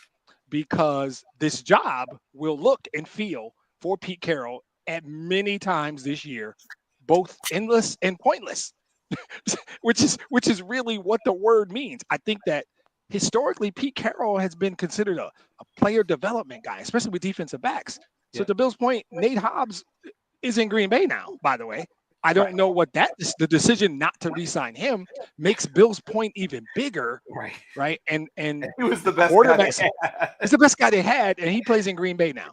So you don't kind of know what they're doing. It feels very Sisyphean, as you so aptly put it. Like this, I'm glad I'm not a Raiders fan. I think Ashton Genty, to Bill's point, will be great in some ways. Great. Yeah, he's going to get touches. Max is going to put up his numbers. And then the tight end, right? And Brock Bowers is who we're talking about. And then what? Then what? Right? Because that's where it is. And all that depends on the quarterback. You're betting on somebody emerging. Jacoby Myers is going to be Jacoby Myers. He's basically a poor man's DeAndre Hopkins, right? A less exciting DeAndre Hopkins, if you can imagine such a thing.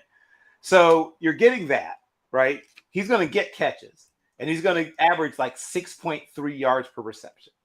And then you've got Jack Besh, who is a younger, whiter version of kind of the same guy. I mean, fair skinned built. Right. Pick a turn, right? Paler, whatever version, right? Right. Melanin deprived version of kind of the same guy. That's it. Now we're a tough possession receiver, probably a slightly more dynamic after the catch. I'll say that. Slightly more dynamic after the catch. But you're still not talking about a guy who's going to like terrify defenses exactly. They do have speed in Trey Tucker, but he's never been more than, Trey Tucker. Now, if that can somehow change, that'd be exciting. They have DeAndre Thornton Jr., who's another speed merchant. And, shout out to Al Raiders have speed. That's shocking. Yeah. They have another, melanin deficient route runner in Kyle Phillips. Then their backups I'm fascinated by their backup situation running back, right? Raheem Mostert, fast. Yep. You can pencil him in for about 10 or so games. You've got Sincere McCormick, who is a tough guy, right? Get you those 3 to 4 yards. Not much more than that under almost any circumstances, but it will get those hard yards for you. And then at one point, Zamir White was briefly, for a brief and shining moment, the guy at running back for them, right? Remember that brief and shining moment? Oh, yeah. And then, but they looked at him and said, "Oh, no, we can't do this." Even the Raiders saw that was folly, and have drafted and signed players that position that pushed Zamir White from the number 1 position all the way back to the number 4 position at running back. Brock Bowers better stay healthy. I'm going to say that right now, right here, for those who are wondering. Because once you get past him, like proven playmakers are hard to come by. They have Michael Mayer and Ian Thomas, who are, if you put behind him, if you put Michael Mayer and Ian Thomas together, they don't make Brock Bowers. So he needs to stay healthy. Yeah. One of those young wide receivers just has to be something. And then Jacoby Myers will continue to be Jacoby Myers. Like, at least he's dependable. Can Geno Smith have a career year? Right. It's not beyond the realm of possibility. None of this will matter if that dude under center doesn't get it together. Right. People have written off Geno Smith before, right? That's true. He's young enough that he could still be getting better, but he's old enough that he might be getting worse, right? That's a fascinating thing, right, about where he is in his career. This is going to be the determinant for if he's a guy that gets another chance to sign a big contract, or if he's on his way to Tyrod Taylorsville. Right. Back up for a number. Right. This year is going to decide that, probably, like which way he's headed. Shout out to Tyrod Taylor cashing checks, though. And what it should be. Tyrod Taylor's cashed a lot of good checks, man. There are 3 or 4 starters in the league who are not as good as Tyrod Taylor, and I'll die on that. Don't have as much money, probably. Yeah. No, And that's to, good. to James's point, I think the Raiders season is going to look and feel a lot like Sisyphus at different times this year. I would not be surprised. Yeah. They're going to surprise some teams. They're going to beat some teams they probably shouldn't beat, but they're also going to lose some games they probably shouldn't lose. Yeah. Agreed. Yeah. And of course, they do play in the West, so Yeah. still got some pretty good quarterbacks there. So it is going to be, to me, it's going to be an up season, an uphill push for Pete, but we'll see how it ends up. Demetrius, I'm going to save you for this question last. Ooh. Don, is Matt Stafford already a Hall of Famer? I would think so. I mean, he still got a few more years, but I mean he's lacking what we all know he's lacking, that one ring. But I mean since he's been in the league, he's been a proven commodity. I mean, I know that we value the championship, of course, but I mean, he's made, how many all pro teams he made? 2 or 3, right? Two. And yeah, 2 or 3. But Pro Bowl. Sorry, I think he's Pro Bowl. never been an All Pro. Yeah. So I mean, he has that on his mount, and I just think I'm not saying he's not a first time in guy, but I think he's definitely deserving. I would say probably eventually he'll get in, but that's just my opinion. I think he's, and that just is not my my Texas bias, because he is from Highland Park, where SMU is located. Highland Park kid, yeah. Bill, what's your thoughts on Stafford? Yeah, John Matthew Stafford will eventually make the Hall of Fame. Might he have to wait a little bit? Quite possibly. But to me, he did, for the most part, more with less than all but a handful of the people he'll be someday joining the Hall of Fame with, right? And obviously, his latter really fifth, I guess, or fourth of his career. Yeah. Certainly it got a little bit easier. It was a very well-run organization he went to. They did a good job of putting a lot of talent around him and on both sides of the ball. And most importantly, he quickly took the reins, right, and showed everybody he was the guy.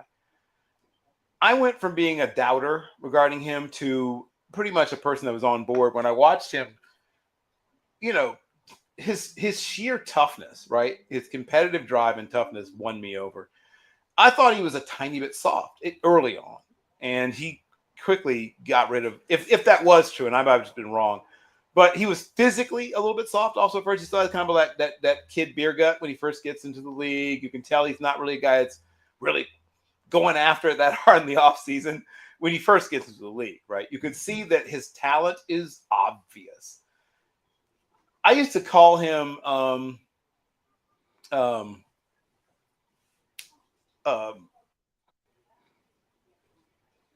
thinking Vanderbilt, Jay Cutler? Right, but who cares, right? Jay Cutler, who cares? Jay Cutler, who cares? Right? A lot of the same qualities that made Jay Cutler, John Matthew Stafford had a lot of those same qualities, but you saw a fire and drive and competitiveness, particularly once you get past the first 2 years of his career, that Cutler never showed at any point. And so I went from being a little bit of a doubter, right? I knew his talent, I never doubted. Right? I mean, he even now, he's one of the top probably 6 or 7 arms in the league, even at this point in his career. And for a brief and shining moment, he was probably a top 3, just pure ability to deliver a football. He was in the top probably 2 or 3 at one point. His throwing motion is still luscious. The ball still just jumps out of his hand. And now that he has this great capacious knowledge of football to go with it. And sure, he wasn't one of those guys that came out like Peyton Manning or Andrew Luck, where immediately – he had this preternatural grasp of all the ins and outs of defenses. That was not him initially. I think even, the gentleman from Flint would admit that took a little longer for him than some of those, sort of, Wunderkind types. But once he got it. And once again, people just came around him, right? You could tell that he was the kind of guy that people played hard for.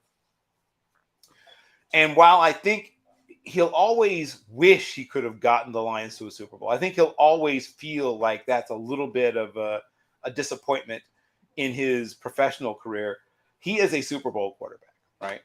And it's not like he's one of those Super Bowl quarterbacks like Jeff Hostetler or, Trent Dilfer, right? He was a guy that was a driving force to getting his team there. And it should be pointed out that a Super Bowl level team moved on from Jared Goff to bring him there. So that tells you what football people thought of John Matthew Stafford. So if football people are deciding who gets in the Hall of Fame, I would think that he would get in if for no reason than that. And I'll close with this. If everyone has now decided that Eli Manning is a Hall of Famer, it looks like that is what everyone's decided.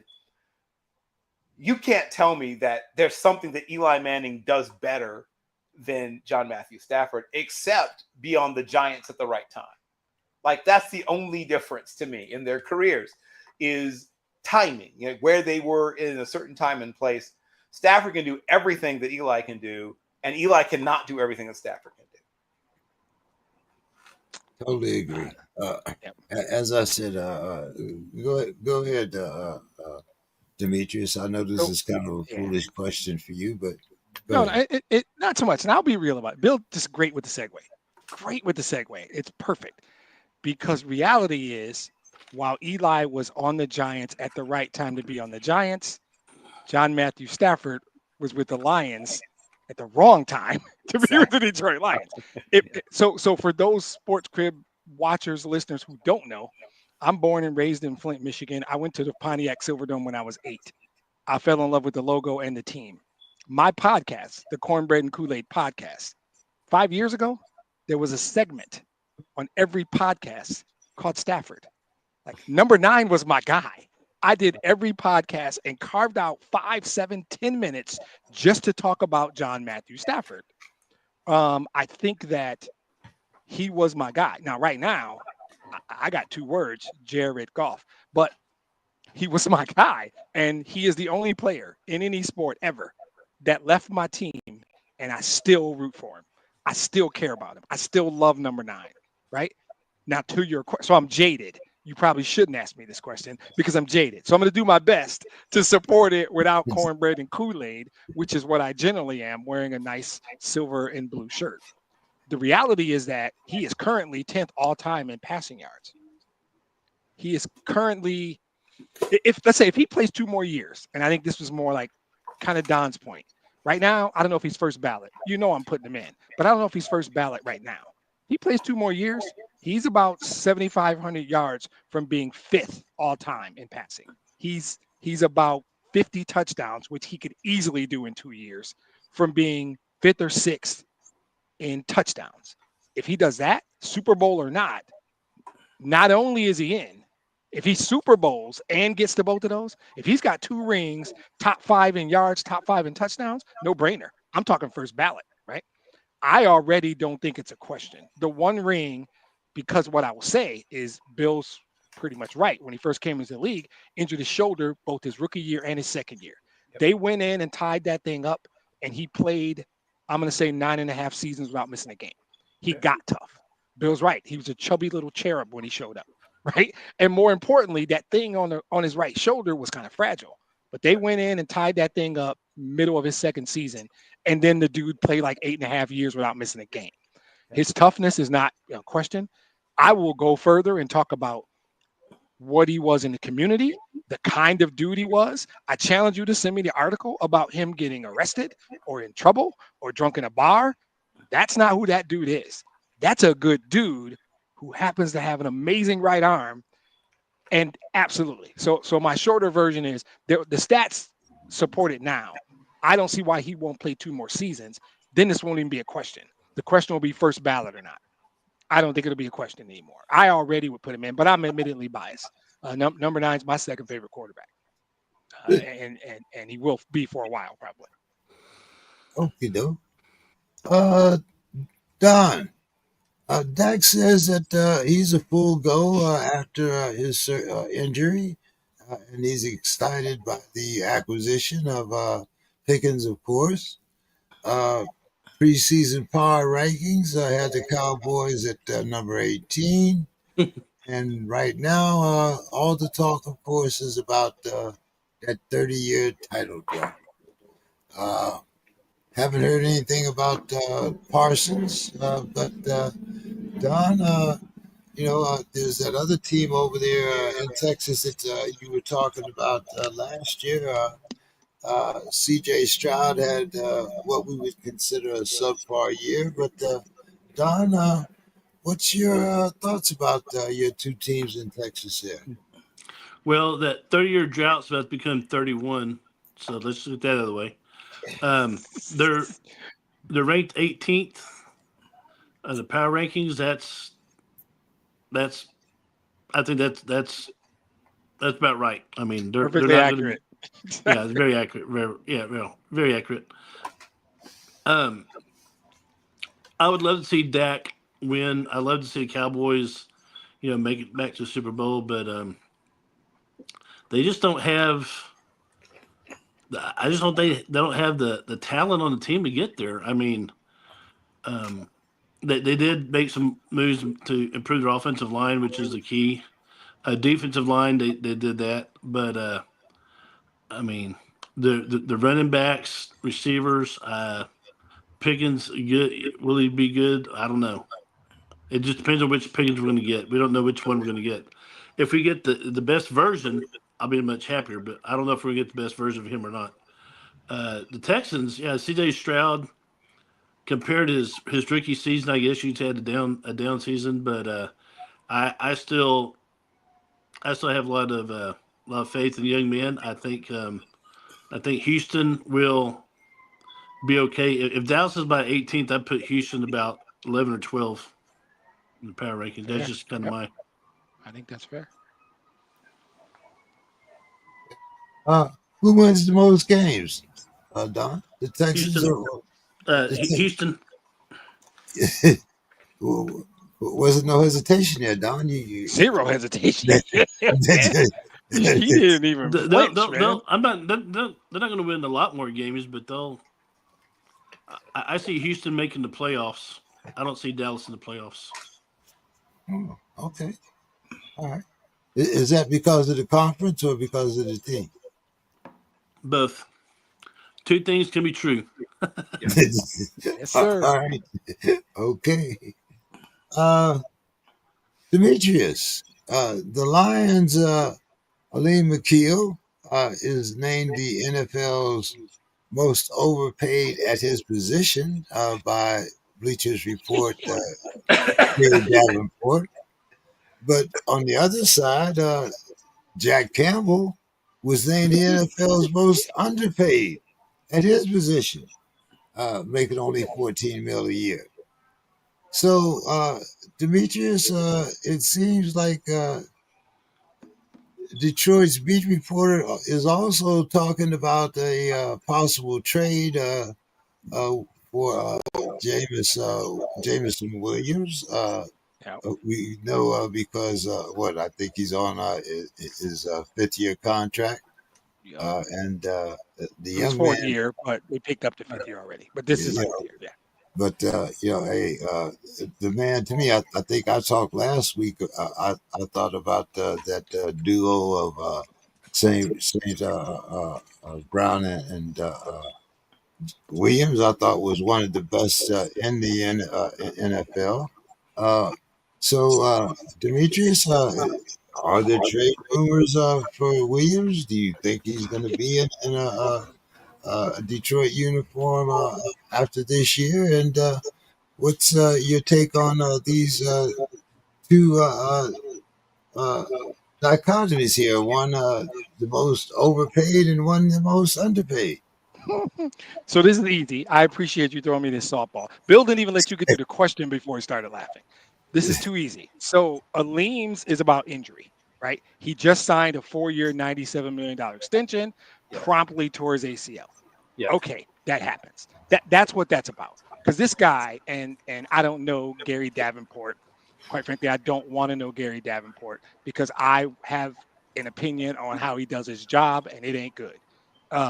Jack is the exact same way. He's still on his rookie deal, and he Right. played very well. So the formula that this guy created sitting on the toilet one day worked out perfectly, right? Ali McNeil is critical. He's a run stuffer. He is loved in the locker room. He is a very, very good football player. Happens to have torn his ACL. When he comes back, we're going to be thrilled. DJ Reader's going to be happy. Roy Lopez is going to be happy. Kelvin Shepard's going to be happy. Dan Campbell's going to be happy.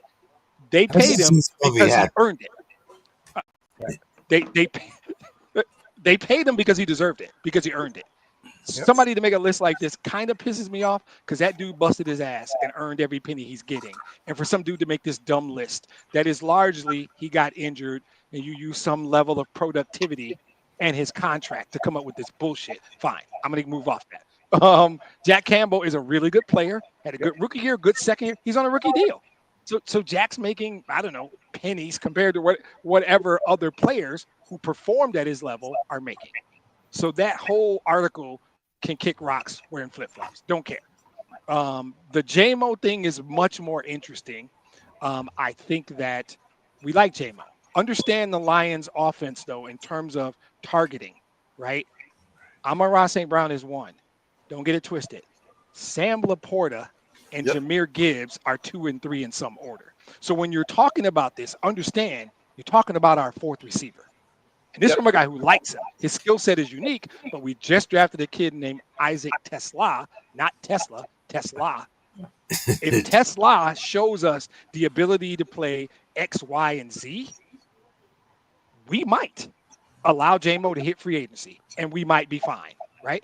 Now, I don't think that's the deal. I think if he continues to perform the way he does, continues to block, which he is low-key one of the best blocking receivers in the league, his skill set, that speed is different. Now, my feeling is we'll probably sign him because we'll find a way. We sign our guys. We have one of the better GMs in the league, so we just draft really well and sign our guys. I don't think we'll trade him if somehow something happens, some trouble or something off field, and Isaac Tesla is balling out.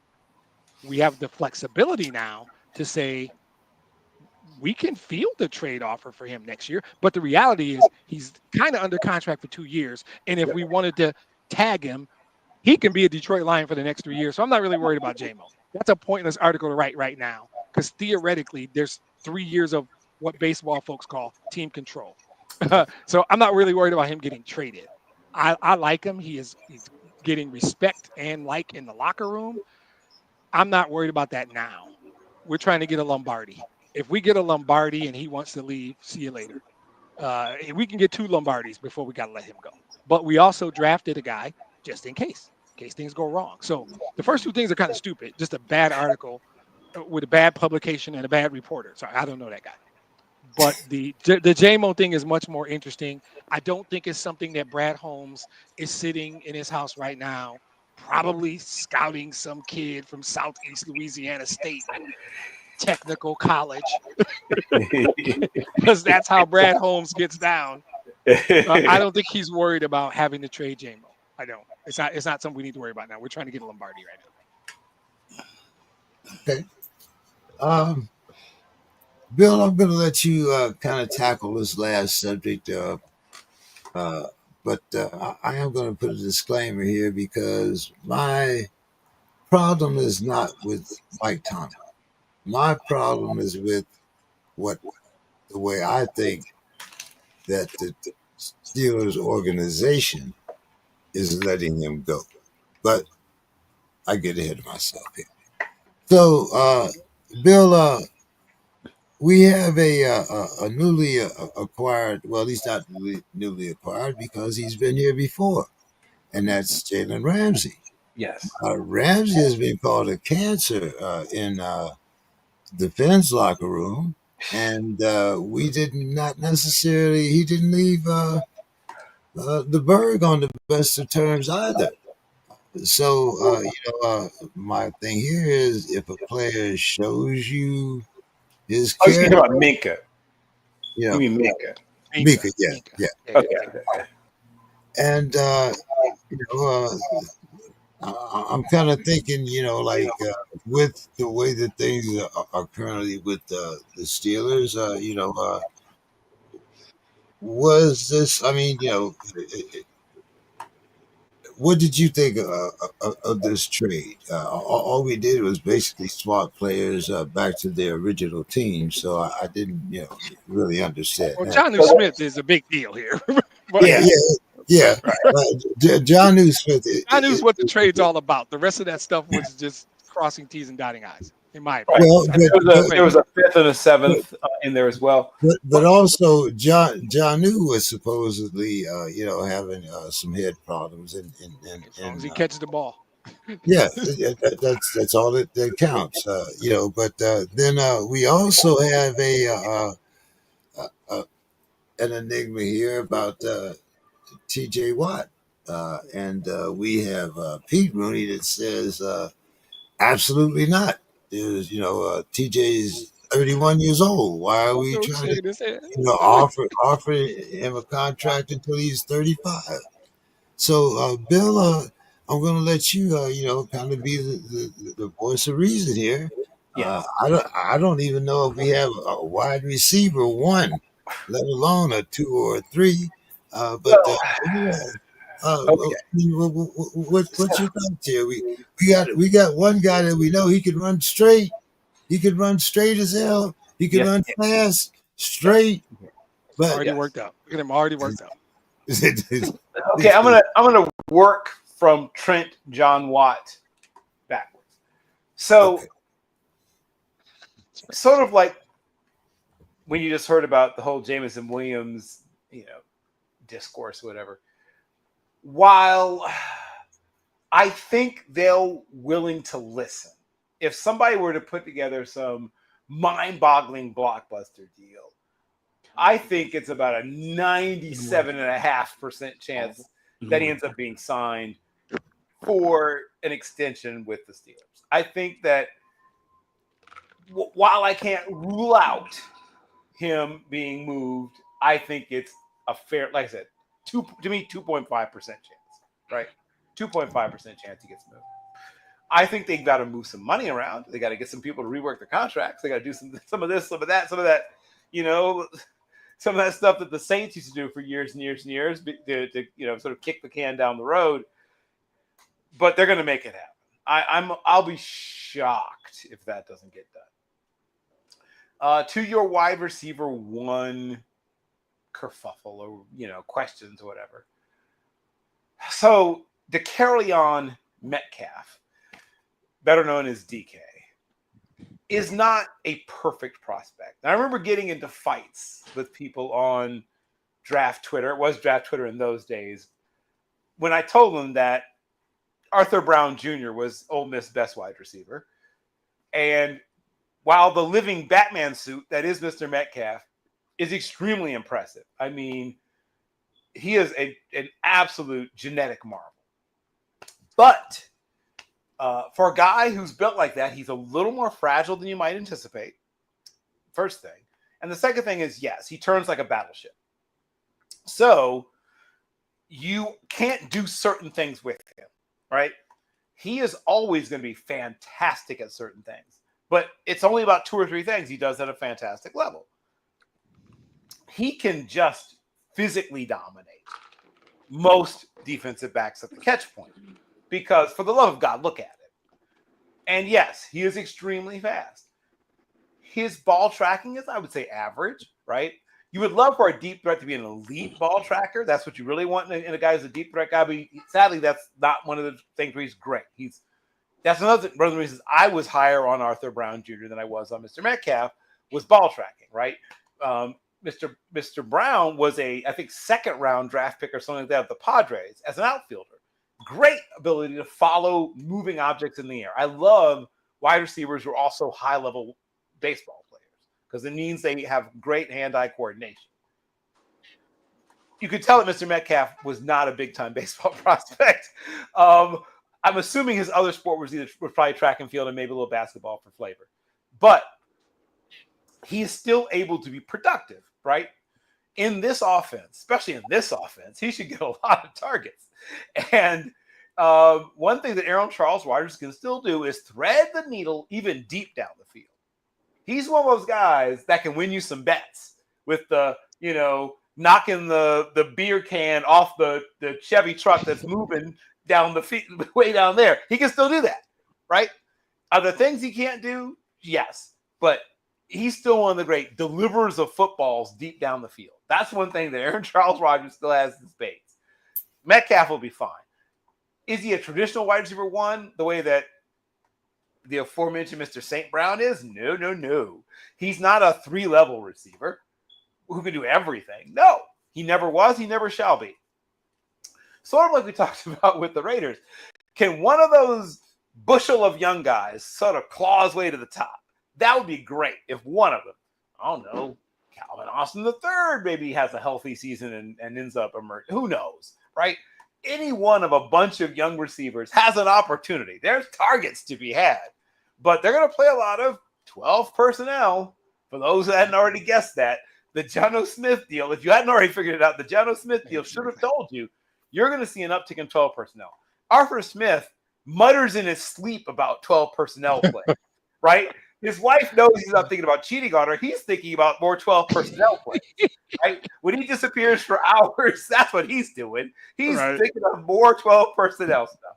So other guys are doing other stuff. He's thinking of 12 personnel. He's thinking about 12 personnel. But when he wakes up in the morning, the first thought is 12 personnel. When he goes to sleep at night, this is the last thing on his mind. He probably prays to the good Lord and then 12 personnel.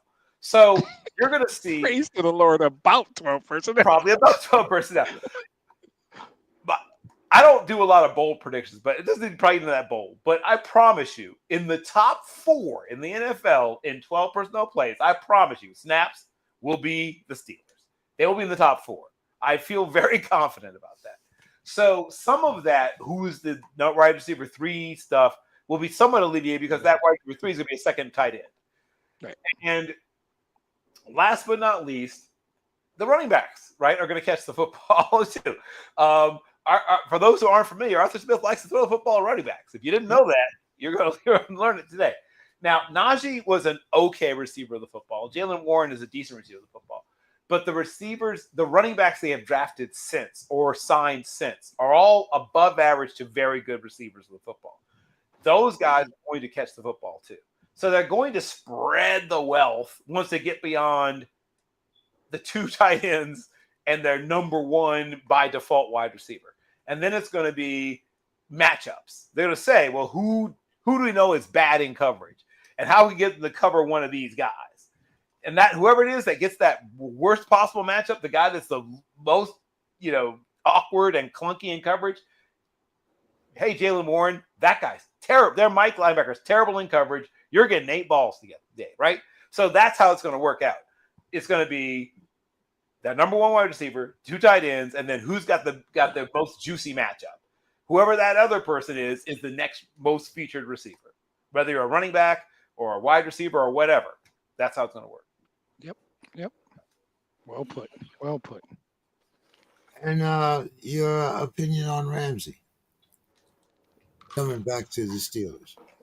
Well, or Bill? Oh, Bill. Okay. Well, Jalen Ramsey is a really good football player. Now, is he an elite man-on-man coverage player like he once was early in his career? No, he's not like that. But he's still a really good football player. He can play spur, right, which is one of those great hybrid positions. Star. There's lots of different names for it. But so he can play traditional safety also. He can play third safety, right? When you go into big nickel. He can play traditional nickel, slot defender. Pick a term once again. So he can play about 3 or 4 different positions. He can play strong safeties, free safety, that sort of spur / star / angel. There's a lot of different names for it. Monster, even in some situations, we call it. He can come close to the line of scrimmage. He's big and strong. He covers well enough that you can leave him in man coverage at times against not elite receivers and still feel pretty good about it. He can cover tight ends. He can cover running backs. So he can do a lot of the things that Minka did and he's going to get his hands on the football more often, I think, than Minka did. I think he has more ball hawkishness. And I think when the Steelers went back and looked at the tape of last year, they said, we're about 5 more turnovers on defense from winning like 11-5, 12-4, right? If we can get the same level of offensive efficiency and perhaps better and 5 more turnovers, we could be dangerous. I believe that's truly what they did, James. And they said, okay, we want Jonnu Smith because Arthur Smith was bothering everybody about getting another tight end, right? I'll be sure he wouldn't shut up about it. So they said, okay, we'll take care of you, right? We'll take care of you. And when they also, we're talking, like you're talking back and forth, that Chris Greer's in a deal-making move. Obviously, if you've been looking at the Dolphins recently, they're clearly open for business. They're like, hey, why we got you on the line? What would it take to get Jalen Ramsey? Oh, okay. All right. So he talks a little bit. It's like, well, we wouldn't mind getting Minka back in the fold. Okay, cool. Throw me a 5th rounder to sweeten the deal. Okay, cool. Throw me a 7th back. Dun dun dun dun dun. Right. So sometimes being a GM in the NFL is normally hard, but every once in a while it's easy. This guy that was one of the times that it wasn't that hard. That's awesome. Yep. That's fantastic. He put sound effects on at the end, and he's probably dead on. There's so much that was right there. I don't have a ton to add. I can't beat the sound effects anyway. But I believe that there was a meeting, and somebody said we can get a versatile player who can play 3-4 roles. Not quite Minka, but it's okay. He can play slot if we need. He can play outside. He can play some safety. We can get Arthur Smith's 12 personnel wet dreams can come true, right? Right? And we can get all that at one package, and it just worked out. You did the rest, and like he said, the sound effect was perfect. I think that pretty much wraps that up. That was well done. Yeah. Well, Bill late in the show, drinking fluids, hitting triples off the right field wall. Look at this guy. I don't know what's in that bottle, man. I don't know what's in that bottle, but I feel like I want some, Don Hayes. I feel like I want some. I'm just drinking straight water. Sorry. Bill, final thoughts. So I have a couple of final thoughts, and one of them is one, bro. Pick one. Okay. I guess I'll pick one. We talked about Tim Rooney already. That was originally going to be my final thought. The sort of somewhat forgotten Rooney, member of the Rooney clan, the quiet man or whatever, to speak of Irish. But since we already discussed him, I will go in a different direction. I'm going to talk about HBCU wrestling. And I wrestled in Norfolk State for the great James Lee, who was himself an All-American wrestler. And was recently inducted, in fact, into our Norfolk State University Athletic Foundation Hall of Fame a few years ago. And one of his former wrestlers, a man named Kerwin Adderley, is one of the movers and shakers in the HBCU wrestling initiative that has started to try to Johnny Appleseed bringing back wrestling. As some of you may know, at one point, there were several pretty darn good HBCU wrestling programs. The jewel in the crown was Morgan State, which had several Division II national champions. And then they lost their program, as we did, in the 1990s. Theirs, I think, shut down in 97. Ours made it 1 year longer and died in 98. Norfolk State, just a few months ago, had a wrestling camp and a clinic for the first time in years. Once again, shout out to Kerwin Adderley. He and I were briefly teammates, in fact, on the wrestling team at Norfolk State. He was good. I sucked. But, in fact, he was an All-American. But we, for the first time in years, had wrestlers on campus at Norfolk State. It did my old heart good. And Delaware State now has scholarship-level women's wrestling, the first and only HBCU to offer scholarships to women to wrestle. They don't have a men's team yet, right? So that's a sort of interesting conundrum there. But at least they have HBCU wrestling. My dream goal, whatever, is to bother some billionaire. I just need to meet a billionaire somewhere and tell them what great press it would be if they were the next person to help give that next big jump start to bringing back HBCU wrestling. I think that there's more than two reasons, right, for bringing it back. One is that when you look at the history of HBCU wrestling, while there have been a few people that have, had great wrestling careers, gone to be coaches, whatever, many more of them have gone to be great in something else, whether they've been military leaders, church pastors, broadcasters, but a lot of very successful human beings, computer, people in IT. But they all said that wrestling helped them make them, right? Helped them make them who they are. Because no offense to every other sport, wrestling is a very, very lonely sport, like boxing. It's a very lonely sport. And unlike boxing, where there's lots of opportunities to get away from your opponent, at least a little bit, right? Back away, you are in almost constant contact with your opponent for the entire length of your match. You are briefly separated only a couple of times for the actual breaks between periods. And other than that, you're literally locked in competition for the entire time. And so you learn a lot about yourself. A lot about yourself. And I've boxed a little bit too. And they're both very difficult. I think they're the two most difficult sports. But the thing that makes wrestling so different is that you literally are bearing the weight of your opponent, like all of it, pretty much at times. In boxing, you're not allowed to pick up your opponent. They're very strict on that. They really don't appreciate. That's one reason I preferred wrestling. I was allowed to pick people up, throw them around.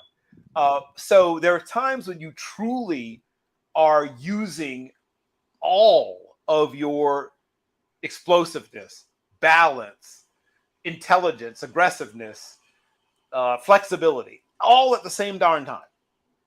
And of course, tremendous aerobic capacity, because those last few minutes, if it goes the length of a match and you are still having to hold off somebody who physically is trying to drive you into the mat. I just, for someone who's never done it, it's hard to explain what it's like, but there's nothing like it in the world. And if we're able to bring back, right, to revive on a large scale, and I've just written a story about this for Team MBS, it would change lives, right? Beyond the scholarships, whatever else, it would change lives because it forges something within you in terms of resilience and understanding that you can survive even the most difficult things, that I think would help people to be more successful in life in general. So that is my final thought. Well done. Don. So my final thought, not really sports related, but I'll try to make it sports related. Of course, here in South and Central Texas, we had some floods. Yep. And it has affected my family to a point. One of my cousins was a counselor at the Heart of Hills camp, which is not too far from the Mystic camp. Thankfully, they weren't in session that week, 4th of July. But she did lose her director. Her director, Jan Ragsdale, was killed. So yeah, it's in the camp, the Mystic camp, where they call it Camp Mystic. I've had relatives who've been going there for like 3-4 generations on the Hayes family. So that's very sad.